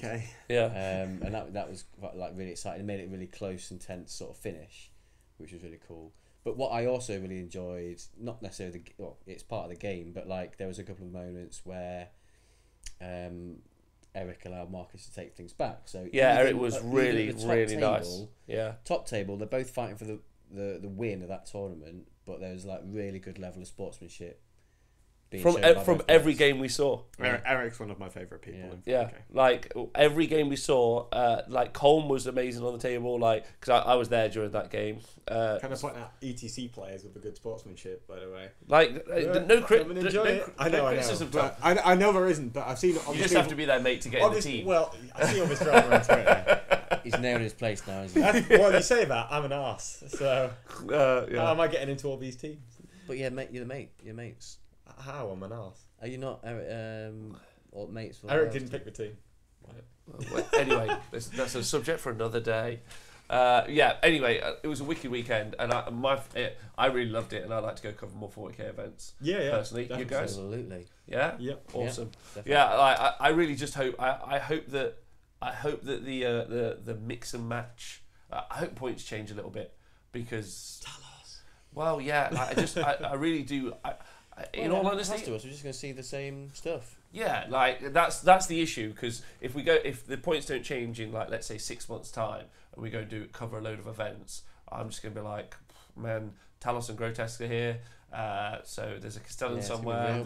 I'm super jealous of Canada, by the way. Yeah, what going? Yeah. Oh, we could talk about it. We'll try and work it all out. No. We'll try and work it all out. And then Marcus in the chat, who was there, he said Eric is a pleasure to play against. So that, I mean, you can't really argue with that, right? Like that's his opponent, and I think that was super close that game as well. So Eric went on to win the tournament, which is cool. And also Gandalf also won Best Sports With 5 votes. with 5 votes. 5 out of 40k. And he did an impression on the stage as well. It was Of amazing. Gandalf. What army was Gandalf playing? We don't know. Probably something really fun because he's a babe. I didn't know he was called Gandalf until then. So Yeah, it's called Gandalf. Attention. Yeah, and it's not his real name, I don't think. No. Yeah, it's but I enjoyed it, and thank you. And again, I have to say thank you to you two. I have to say thank you to Mikey, and I have to say thank you Thanks for putting it on. John, because you guys obviously like made it cool. So yeah, more 40k in the future. I liked it as well because I just like watching the games, man, and like the interaction and watching those players play really, really well. What I thought was quite interesting is most of them were just very resigned to the first turn. They were just like, I'm going to put it on the line and roll. Sometimes that happens though. Yeah, like, but I kind of like that because for me it enforced the concept that the first turn roll is probably the only pivotal dice roll in the game, like, or is the most pivotal. One dice of the roll most in the game. influential. No, it is the most influential dice roll in the game in 40k, and then maybe the most that guaranteed influential one, yeah, because you could argue that Marcus's 4+ rerollable save on the Castellan was a pivotal roll, right? But that's not going to happen every game. So consistently, the most. It's probably and it swings games like just now straight off the bat. The most pivotal roll is either the seize roll or who chooses deployment zone, because whoever gets to do it is one unlucky fucker. Yeah. So I'm really excited to see more 4K in the future and also play some. I'm looking forward to my orcs. I'm going to add some looters, maybe. You fell into that looter trap. No, I've got room for it because I really am in my list. I'm wasting about 300 points. Oh, the WAS bomb. West Bomb and like moving just points around here or there. Yeah. But effectively, the 18 Smasher Guns and the 90 Boys, the 2 Weird Knobs, the 2 mechs, are in. And then I've got like 300 points to just go, what do I want to do? Burner Boys, man. Huh? And Not then Burner Chinook. Boys. Chinook. It's fucking I'm not taking a Chinook, you know, because it makes you think about... especially for you. Huh? Yeah. I appreciate that. He's like, Thanks. Have you thought about changing your army list at all based on the weekend or not at all? Which army list? Any? Well, so after like seeing Jane's game, I had a game on Saturday. No, not Saturday. Sunday. It gave me Monday. Sorry, I'm getting my days all mixed up because you're away. So I had a game on Monday with my Necrons. Yeah. So I got my Necrons out because I was inspired by watching Jane. I thought, I've not played them since chapter approved. Maybe they're better now. So I have them currently. They're in my like glass display cabinet, and I put them in one of my storage boxes to play. Yeah. And guess where they are now? Back in that storage box. Back in the display. How was that game? They were pretty terrible. They were okay, but like all my experience with playing my Necrons is I get to turn 3 and I go, where the fuck is my army? and what have I done? The important questions. Yeah. Have you tried Destroyer Lords? Have you? Wait, hold on. Have you tried Talos? Because they're robots. Yeah, maybe you can convert them in. Yeah. Yeah. But currently I'm just full steam ahead with my orcs. I can't wait to play them. Yeah, that's pretty good. That's my focus right now. Burner Boy. I'm painting Burner Boys. Heroes and some knobs. Nice. I'm thinking about painting some Gretchen, but I don't think I'm going to put any in the list. But I've painted some, but I'm playing orcs to play orcs. Yeah, not shitty goblins. How dare you? Fuck you both. Yeah, Gretchen are awesome. Yeah, they're only awesome. How would all the machines work? Massive gun. Who would carry the ammo? The orcs just there, just like blah, blah, blah, blah. It's like Gretchen, like ER boss. Well, no, surely the mechs can make an ammo loading machine, right? Oh my god! To replace the grots. They can make some fake grots. Yeah. No. Yeah, that's right. Everyone in the Twitch chat is telling fuck you, that's fine, Tom. Yeah, Gretchen are the bestest. Well, they're telling me they were saying fuck Tau players over the weekend. So guess what army I'm playing next? You're playing with Tau, and actually specifically, it was Nikos who said fuck Tau. Fuck Tau. Fuck Tau. I remember the entire chat joined in. Quite rightly so, I feel. Because unless you're playing Tau, you don't like Tau. I'm playing Eldar next at Cali, but then I've got Tau afterwards. I think we're going to give them a try, see what's up.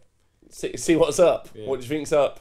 No moving, shooting loads? Lots of obnoxious shit. That's what's up. I'm going to keep playing with the Orcs. I 40k, I'm all about that. And also, first time I commentated at an ITC tournament, and I liked it. I liked, as a commentator, it was really cool having something to talk about every round. Mm-hmm. Yeah, I think... I quite like ITC, but I don't like the fact that the mission isn't really the mission.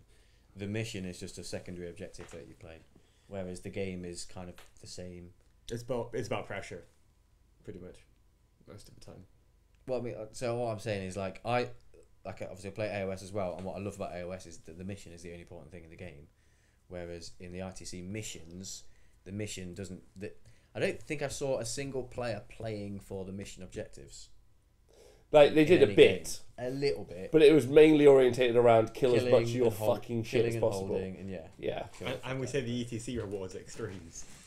Well, no, I would say I enjoyed it as a commentator, but fun, yeah. Like if you so far still as a commentator, AOS missions. We'll talk about missions. Ignore everything else. Yeah. Missions are the only thing that I talk about. Like, I'm talking about moves to create the mission win in AOS. When I talk about 40k with ITC as a commentator, I was talking about some of that, and it's like, look, he's going to murder them, and also, look, he's got recon. That's cool. And like thinking about both that, I actually really respected a lot of those 40k players because they're thinking about both of those things at the same time. But I think it was primarily murder the important shit. But one is the downstream of the other, right? Yeah. And the secondary thought process was like, I can also achieve X. Yeah, and by killing stuff you get ball pressure, and through ball pressure you get points. Yeah, exactly. So like, and then below that is Games Workshop missions. Like at the very bottom is like. I think the chapter approved 18 missions. No, yes, I haven't commentated on those yet. I'm just talking about my experience. I've played quite a few of them now. I think they're much better. Much improved. Yeah, I think they're loads The better. mission's way more important. So a lot of people in the chat are saying fuck Tau. Innes, DeBolt, and Dude Our Day says fuck Eldar. But then John says fuck Taudar. So which I think is probably just... Fuck Taudar? Yeah, Fuck Taudar. Fuck Taudar. Oh, fuck. But Taudar. what was the thing in 6 and 7? I think it is now, and I think fuck Taudar. Yeah. Okay. I think that's... I think Hashtag fuck Taudar. Hashtag, if that you guys how- on is that Twitter how or you message? Facebook feel like just doing the hashtag fuck Taudar, I think that's fair. It's still applicable, Tom. Fine. I don't give a shit when anyone else thinks. Good. All right. So thanks very much for joining us during our dark edition, the lights out version of. Now we're all going to turn the lights off. Yeah. Next time you watch us live, please make sure all your lights are off and just get real comfy. It's because they stopped donating. Hold on, Nikos is going to become a Necron overlord. Yeah. With one eye. They need to donate more Yeah. to keep the lights on. Yeah, you guys have been brilliant. Thank you to everyone who watched the stuff back, commentary and all that. You guys are wonderful. Thanks to everyone also on Patreon and Twitch, because had you not donated the money you had or sponsored the show and kept it like growing as it needs to, that's right, Nikos, you agree, we wouldn't have been able to do the coverage at the weekend. So if anyone's watching this and has enjoyed the coverage, it's because of the people who've subscribed, 100%, yeah. or because we wouldn't have been able to do it without that. So you paid for our meager hotels. Mm-hmm. Yeah, so we appreciate that. And also big thanks to Tank for buying some batteries. Thanks to Tank. To the Tank. So also a big shout out to the people that run the LCO, Ace, Martin, the whole Mikey. gang. Mikey for coming, you were awesome. Thank you Yep. to you two. Thank you to the Twitch chat who were hilarious. They were fun. They were really fun. And then, so next week, keep your eyes peeled for the 40k show because I won't be doing it. So we are going to talk about it. Something's going to happen. Something's going to happen. I'll be in Australia, but I'm sure the boys are going to be doing something for you. So probably with lights. Yeah. Hopefully. Yeah. Hopefully. Or we're going to bring a lot of candles. Yes. I love the candles. You got any shout outs to make before we go? Anyone want to say thank you to or liked about the weekend? Just shout out to Gozzy, who I played yesterday, and DC, who I saw at Wohan World yesterday. Oh, nice. Nice. He was playing an enormous game of 40k. Him and his mate, they were taking up 4 tables. Wow. I saw that. And it was just, I saw that. I think it was actually, yeah. everything they own on each side. That's cool. It was just an enormous game. That And was being documented in the Hellstorm chat. Oh, was it? And they're doing it over 2 days. So I think they started in the morning, and when I got there in the evening, they were on turn 2. And were they allowed to leave it all on? Yeah, there? yeah, left out on overnight, I think. Yeah, Yeah. Cool. that's cool. All right. All right. Nice. Tom, anyone? Not really. I'm sure if I do, it'll be on Twitter later. Good. All right. Well, that's solid. Also, there was we have missed it or we haven't talked about it yet. There was an FAQ to Vigilus. Yeah. Was there? There was Nikos. Me and Tom already know this because we know. We're going to ask you the hot question. There was an FAQ, and we'd like to know what your response is. Okay. All right. Okay. If I play a game against Tom, Yeah. and I concede, Okay. has Tom won the game? Yes, because you've conceded, right? You got the FAQ correct. You got the FAQ correct. Oh, yes. Well done. Maybe I should apply for a rules writing. Oh wow. That was tough. Yeah, right. Yeah, it was a toughie. Yeah. That was a toughie. With that, thank you again. Join us that every bombshell. Thursday. Do more 40k. Join us as we do more 40k. We're going to do some more rundowns. People saying they're missing some rundowns. We're going to bring them back. Yeah. Genestealer Corpse Codex coming out soon. That's And exciting. what I do, Phoenix Lords rundowns. Because Okay. I'm about to use 2 at a major, and it's going to be garbage.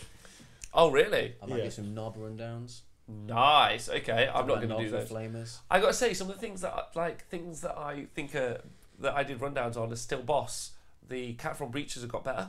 Cat from Destroyers, sorry. You keep getting this to go. Yeah, no, Cat from Destroyers still got better.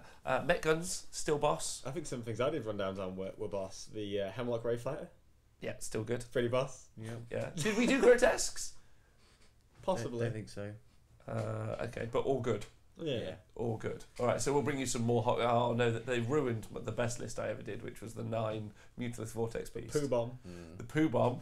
Yeah, someone used the poo bomb. Yeah. Yeah, Adam Sinclair used a Poo Bomb at Blood and Glory and went 4-1.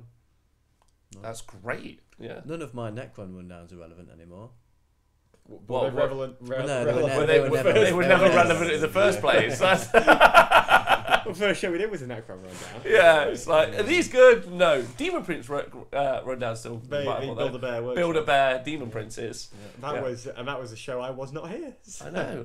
I'm going to miss you guys next week. We're just silent. Keep 40. So good, he's going to be gone. You guys got to keep 40k ticking over for me. So Yeah. All right. Twitch chat, Facebook chat, YouTube chat. Thank you very much. Thanks for dealing with us during the dark times, the grim dark. The grim dark of 40k. Yeah. Is it grim dark? I've got a whole conversation to talk to you guys afterwards. Right, you guys have been wonderful. Thank you very much. Please join, subscribe, like. Thank you to everyone on Patreon and Twitch, and